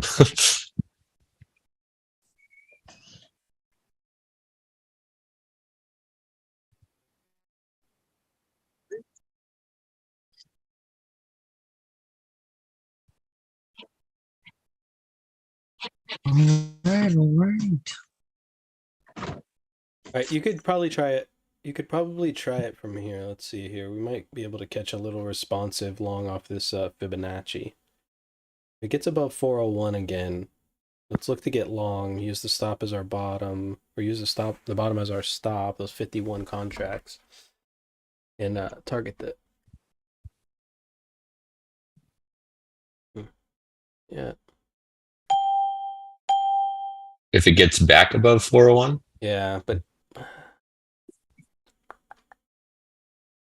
Mm. I don't know about it now because it was just going to be like 1.5 points of risk, but now it's going to be like 3 points. I don't really like it. Starting to get some I'll be more right back. I'm volume gonna go too. get some Chick-fil-A. Nice. Well, it's a little bit of short covering right here. There's short covering on that 4,000 too. That's what I thought, but now we're seeing more downside. And this is kind of what we talked about, right? Like if it couldn't go up, it's going to fall apart, and here it goes, repairing some of this weak structure. And once it touches this halfback, like I told you guys, I've been kind of tracking these virgin halfbacks. You know, I'm not sure if it's a market profile thing, but something that I've been noticing is that typically we always come back to these halfbacks and decide if we like them or not, and they can be pretty, they act similar to like points of control. And that's because I think, a lot of bigger money is set up with percentages, and like a half back is a 50% retracement. So if we're like, this was a 50% retracement, they're like, oh, well, I like this one. Then they buy it. Buyers stepping up right there on the 4,000.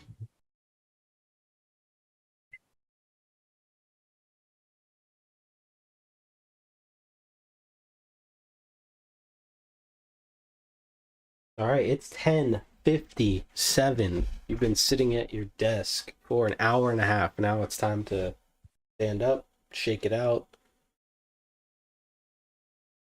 and fly with me. Come fly me, fly away. I'm just kidding. Little Frank Sinatra for us early in the morning. Fly me to the moon. For some reason, that made me think. Remember that one show? With the guy that had the suit, we didn't know how to use it. You know, it's like Greatest American Hero. There you go. Maybe back in like the 50s when you guys watched TV Yeah. when they first were created. But Yeah, that was old. That show was in color. Easy. Yeah, it was in color. You used to have to turn the channel with the dial. You have to get off the couch. Tick, tick, tick, tick, tick. I had Right. I had a TV like that, a dial. Yeah. My dad. You used to have to bang the top of Yeah, Remember the ours first was remote side. clicker? Ours was the side. it. Yeah. Yeah. The first remotes were clickers, like click, click, click, click. That's really Yeah. old. Dude, so I got our old TV, my first TV ever in my bedroom, at my dad's house. I never got a TV at my mom's house. I fucking stepdad was a douche, but it was our old TV, and so like you'd be watching TV, and then all of a sudden it'd fucking get all crazy, like it looks like it's on acid. But I'm like already in bed, like fucking laying down asleep. I'm like, oh fuck, I have to get up, smack the fucking TV hard as fuck. And if it's in like Yeah, you had a certain spot. yeah, and if it's in like the middle of the night, my fucking parents are asleep. I'm like, turn it off, turn it on, turn it off, turn it on. Nothing's working. I'm like, fuck. Like, well, I'm gonna have to smack it. Dad's gonna come in. What the fuck are you doing in here? Oh, buy me a better TV and shit won't happen. A decent little bouncerooski here. Yeah, man, I got a phone call. Did you guys do anything down there? No. I was being a little bit cautious just because nothing's really saying we wanted to bounce. I liked it early before it broke because it was just a little bit below 4,000. I was looking along the 4,001 and nice tight stop. We had 54 contracts on the bottom, but it extended lower and would have made my risk to reward not worth it. So I just didn't do it. I mean, so far it just looks like the market is, continuing to the downside. You can see how far away we are from trend too. So kind of a little push back down. I think if we don't establish below this 4,001 though, Mr. Fibonacci might be onto something, and we might have to start using that as a level. Yeah, the overnight session came right down to that point of control. And then we stopped right there as well. So now we had a poor low in the overnight. So we got that POC poor low, and then we just came right to it and couldn't break it. And our virgin halfback right here too. Yeah. These are some things I've been tracking. Something to be one of those things where it'll hold till it don't kind of thing. Yeah. Potentially.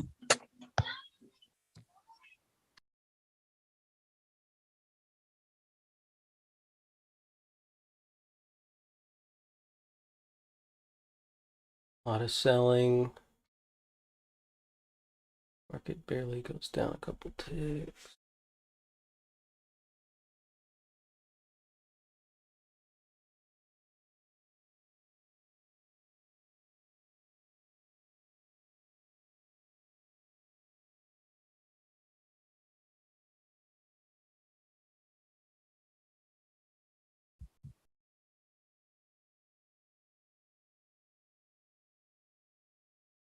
Single prints above indicating trap longs. So every time we get up here, you're going to get selling, you know, because there's longs that are stuck up at the highs.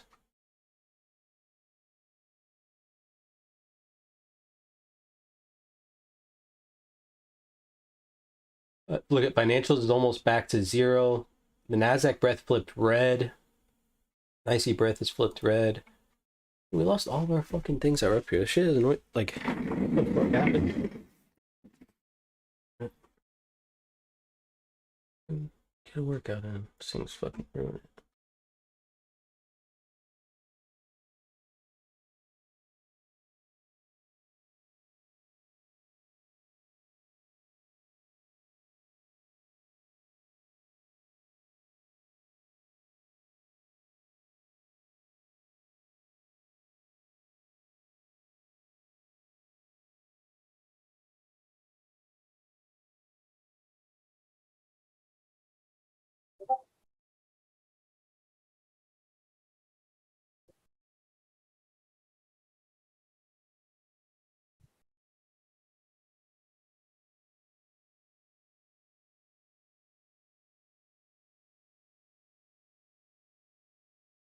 There we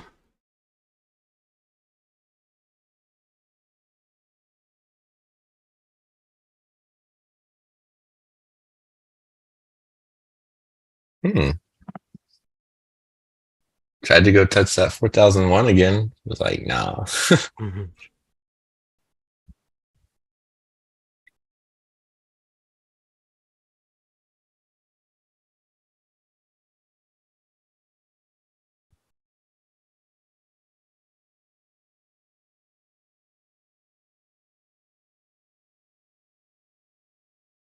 You know, try number two.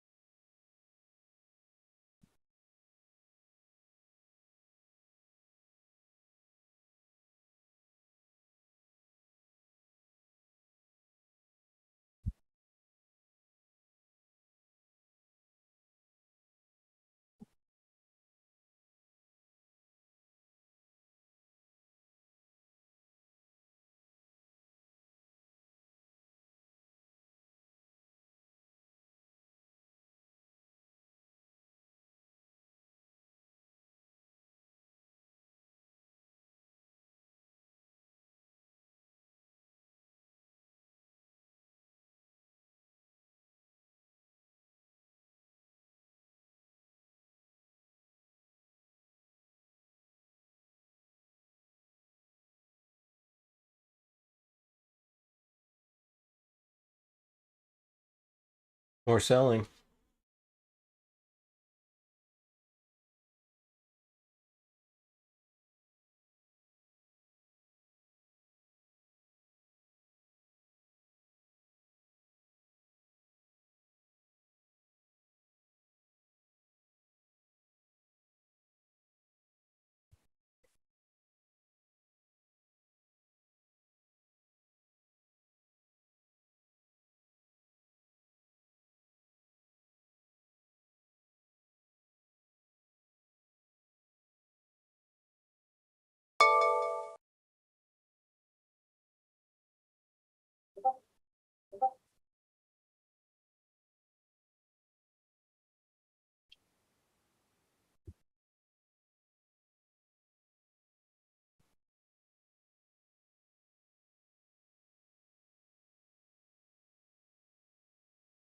Continuation.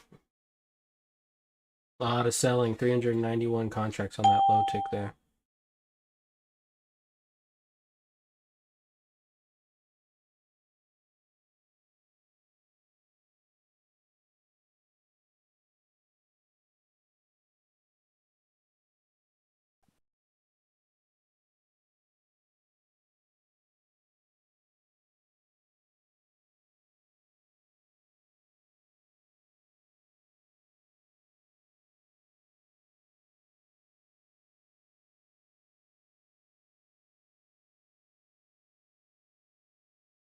$200 daily is down at 83.5. That's kind of like the next area down, really. There's not really much other references until then. Tempo's starting to pick up here a little bit. Tickets hitting 1,000 again. But look, it's like they accumulated and then just puked it.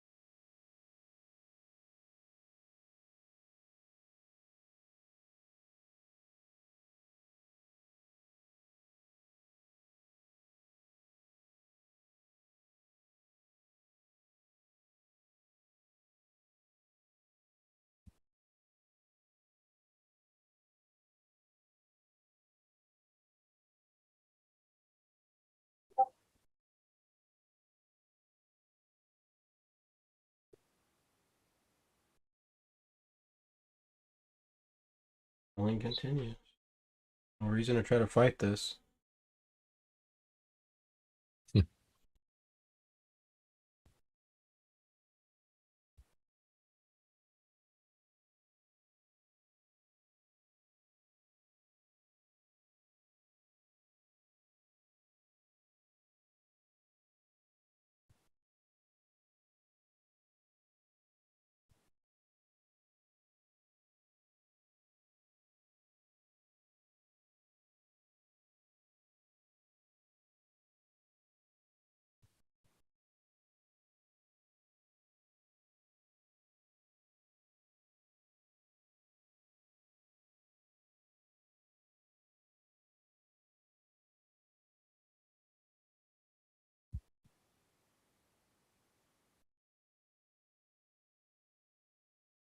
Could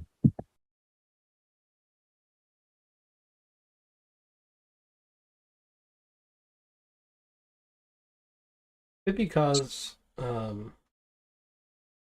a little bit of Fed speakers.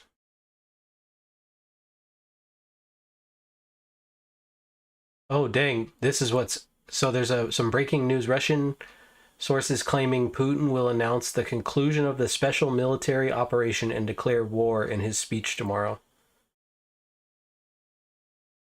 Damn. I don't see the source though. It's just somebody tweeting that. So he's declaring war, ending the war. Well, he's not. Say again? It's a military operation. He hasn't declared war yet. So now he's gonna. So now it's gonna be a war. Yeah. Yeah, you remember like in 2001 when the United States went to Iraq, that wasn't a war, and then like in 2011 we went for the war on terrorism, and then it was a real war. That's Right. that's what's happening. Bullard once again saying soft landing odds have improved. He's in favor of considering a 50 basis point next meeting. That might be bringing this thing down a little bit as well.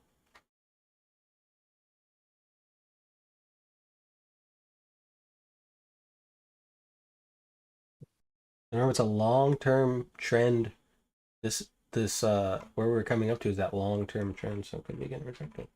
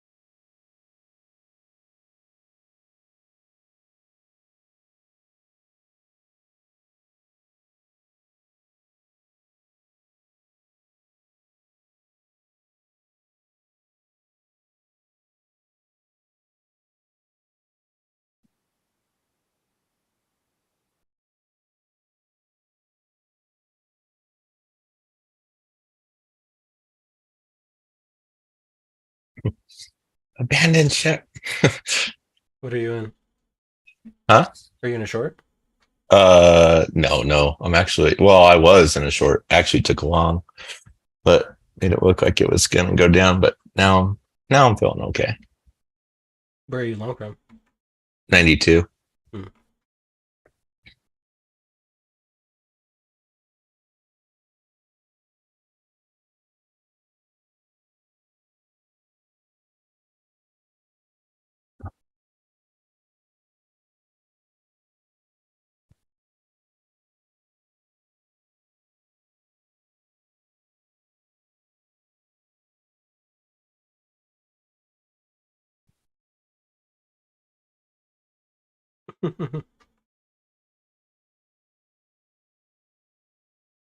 That's pretty funny.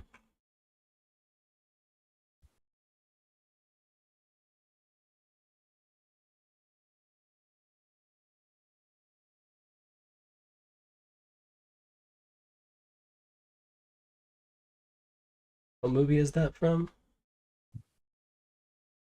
Oh, it's from Heat. Yeah. Don't let yourself get attached to anything you're not willing to walk out on in 30 seconds flat if you feel the heat around the corner. If you feel the heat around.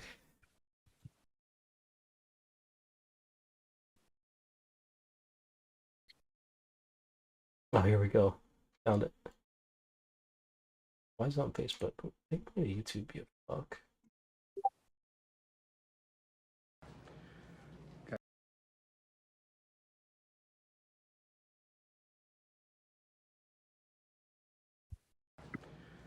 Guy told me one time, don't let yourself get attached to anything you are not willing to walk out on in 30 seconds flat if you feel the heat around the corner. Now, if you're around me and you gotta move when I move, how do you expect to keep a marriage? Well, that's an interesting point. What are you, a monk? I have a woman. What do you tell her? Market's going lower. I tell her I'm a salesman.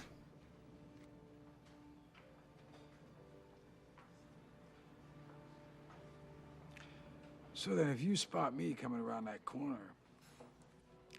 you're just gonna walk out on this woman? Not say goodbye? That's the discipline. If you guys haven't seen that movie, do yourself a favor. Watch it. Oh, that's such a good movie. Yeah.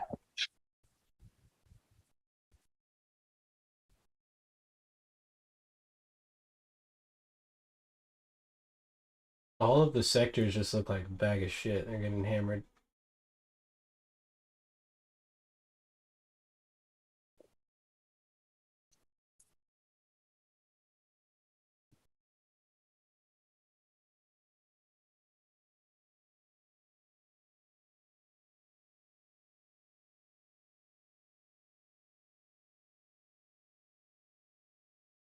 NQ's trying to make a higher low here.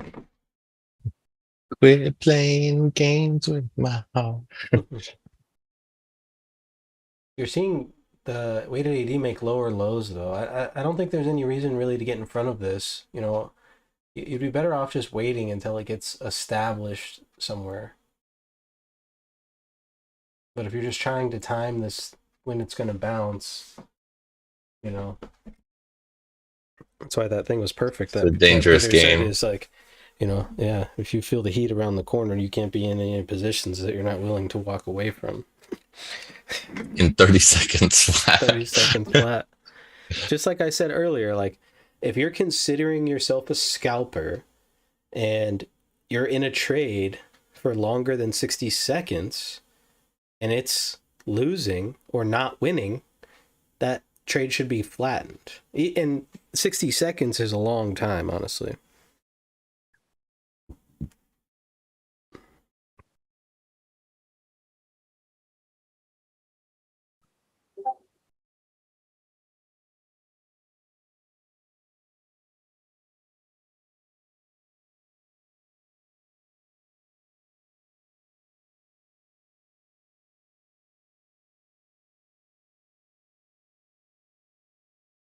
Yeah, going lower. Sure looks that way. All right, buy it.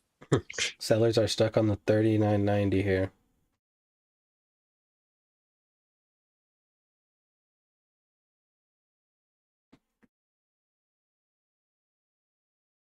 $26 contracts on the low.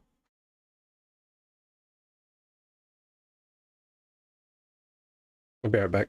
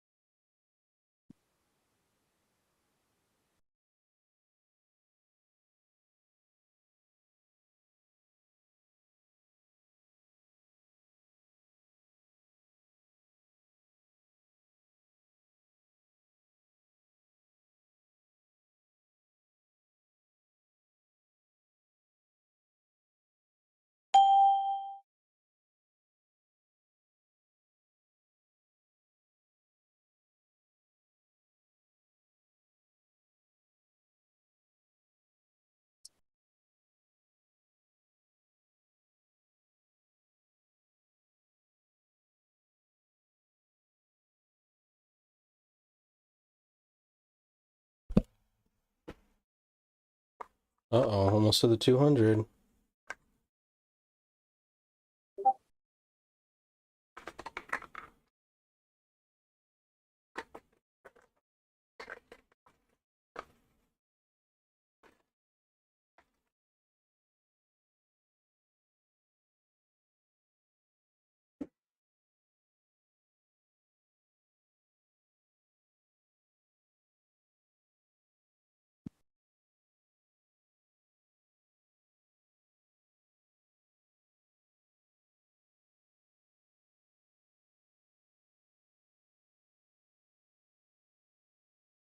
Dollar is bouncing a little bit here as well. Well, the VIX is on a spike, big time. Almost back up to 20. All those vol traders over at Tasty Trade are happy, I bet.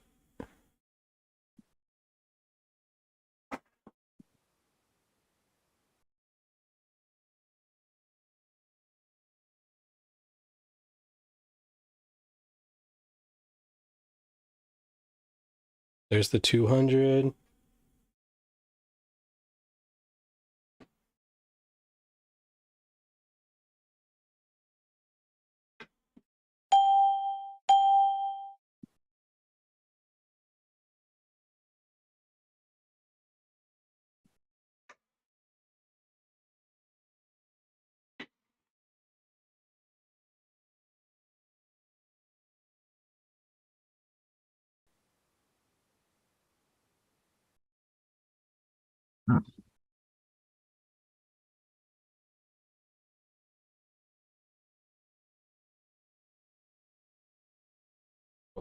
Thank fucking the Lord.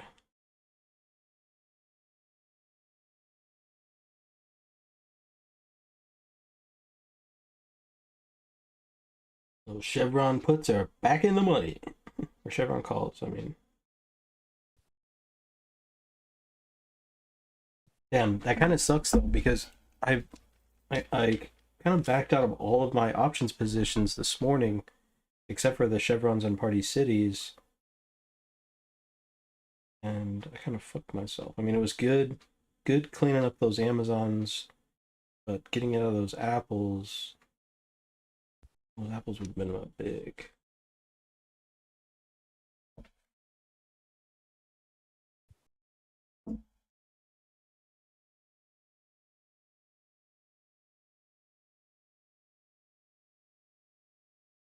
Healthcare is puking hard here.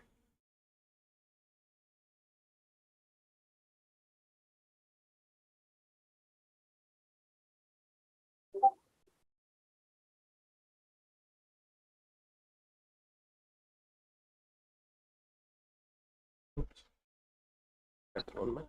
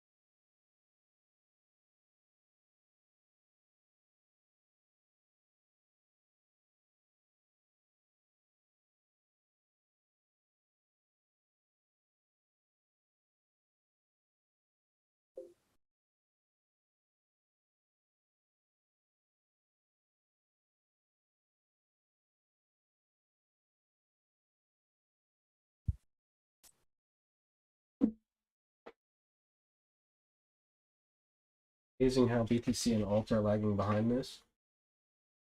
Great alpha. Yeah, well, you know what? And they were lagging behind it on the move up as well. Israel. Which was actually a pretty decent opportunity there. Where's my fucking chart at? Well, the market's just getting ready to do a little bit of bouncing here. We'll take a peek at Bitcoin.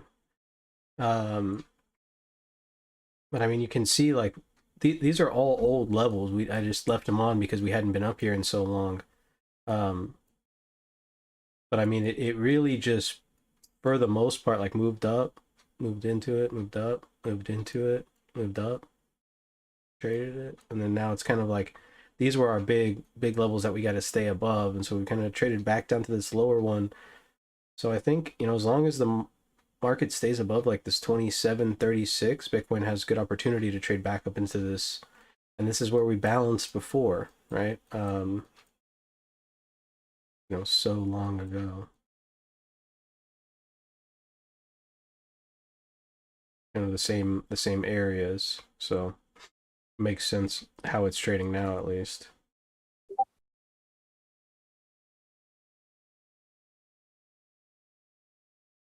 And if we look at ETH real quick, oh, I so zoomed in.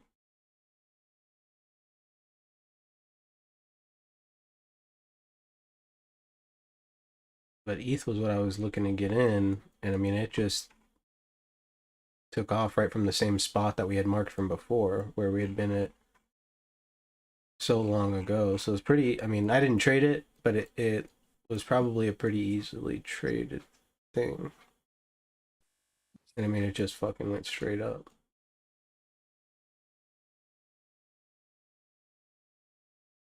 You know who did call this? You know who did call this crypto pump is Tom Sosnoff. He's been calling it since like he's been calling it for a while. For like at least from before Christmas. 'Cause I know he was building like a larger Coinbase position.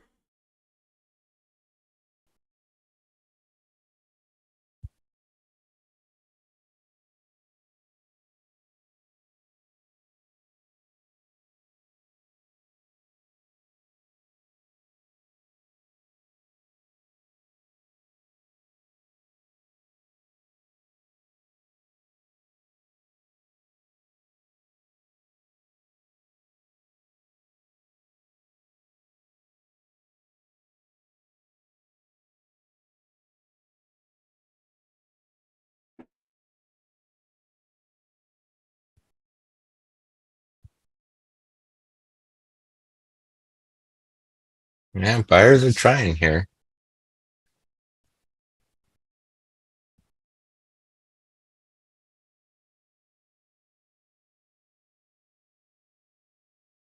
I mean, we just doubled this move.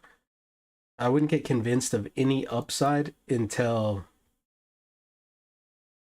at least a break of that 01 that we liked earlier. Anything, just sell rallies until it gets back up there. Because the way we can kind of look at this, let's get rid of these fucking overnights. If you look at this in like a 2-day balance here, this being the low, this area here is kind of like the last spot to hold, maybe. Because it's kind of like there's a confirmation of breakout area, but below that, you got 68, you've got 56, and then we still have that gap down there. But I don't think, I mean, if you're just grabbing a couple points here and there, I guess, but I don't know if I'd really jump in front of it yet. Yeah.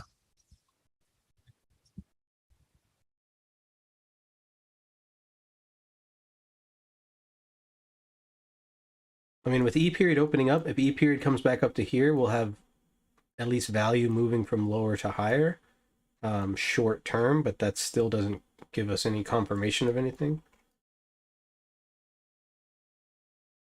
It's really hard to just fight a market when everything is saying negative. I mean, even the NASDAQ Advanced Decline is, flipped all the way red. NYSE's almost going to flip red. Both the breasts flipped red. Every sector has flipped red. I mean, there's just no point to fight it. As advantageous as it seems like it could be, because you're like, oh, this is fucking, 20 points back to the fucking thing. Like, it's just not worth it.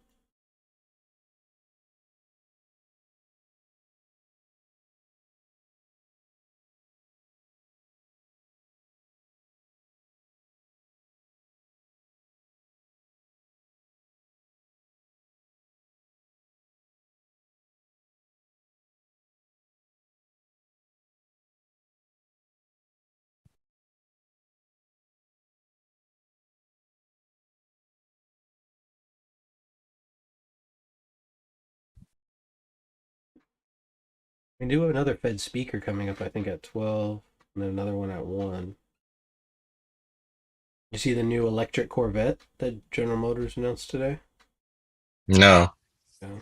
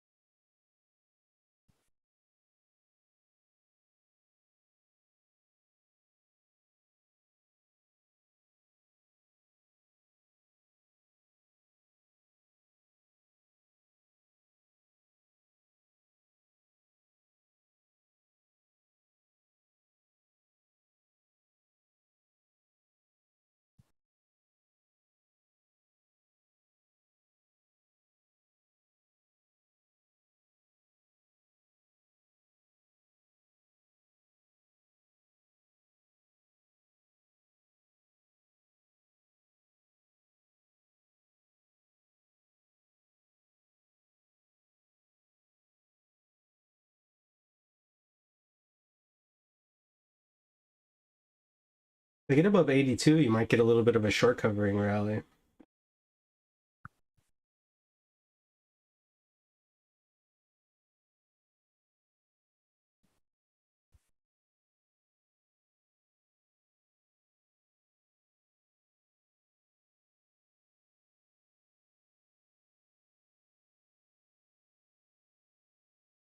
I mean, I don't want to say my zones are perfect, but I mean, literally stopped right at it.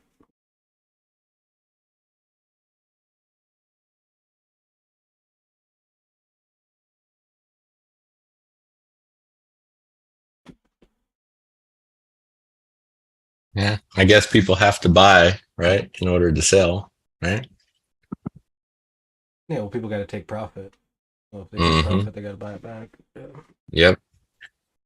Go up, go down, go up, go down further. Exactly. Yeah, that's what I'm saying. Like, if we just sell rallies until the market really gives you confirmation that it's not going to continue rallying, for the most part, you have, you have you've had the opportunity.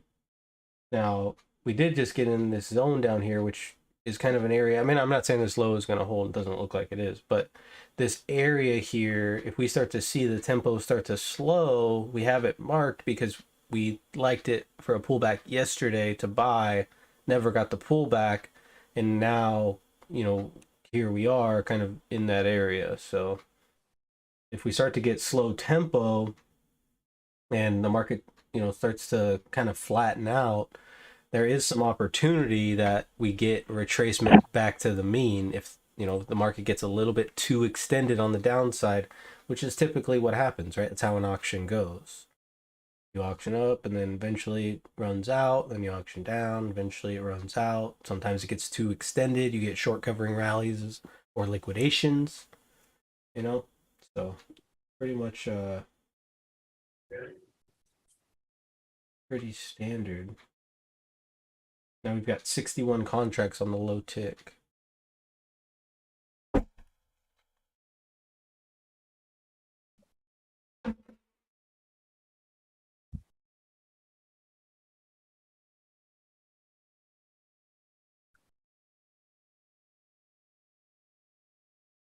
As your dad would say, full mound.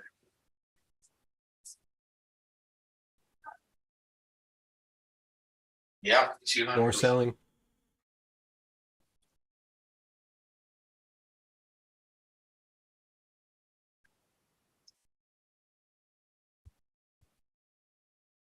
And then just a quick bounce back above. So we've got some stuck shorts down there at 77.5 and 76.5.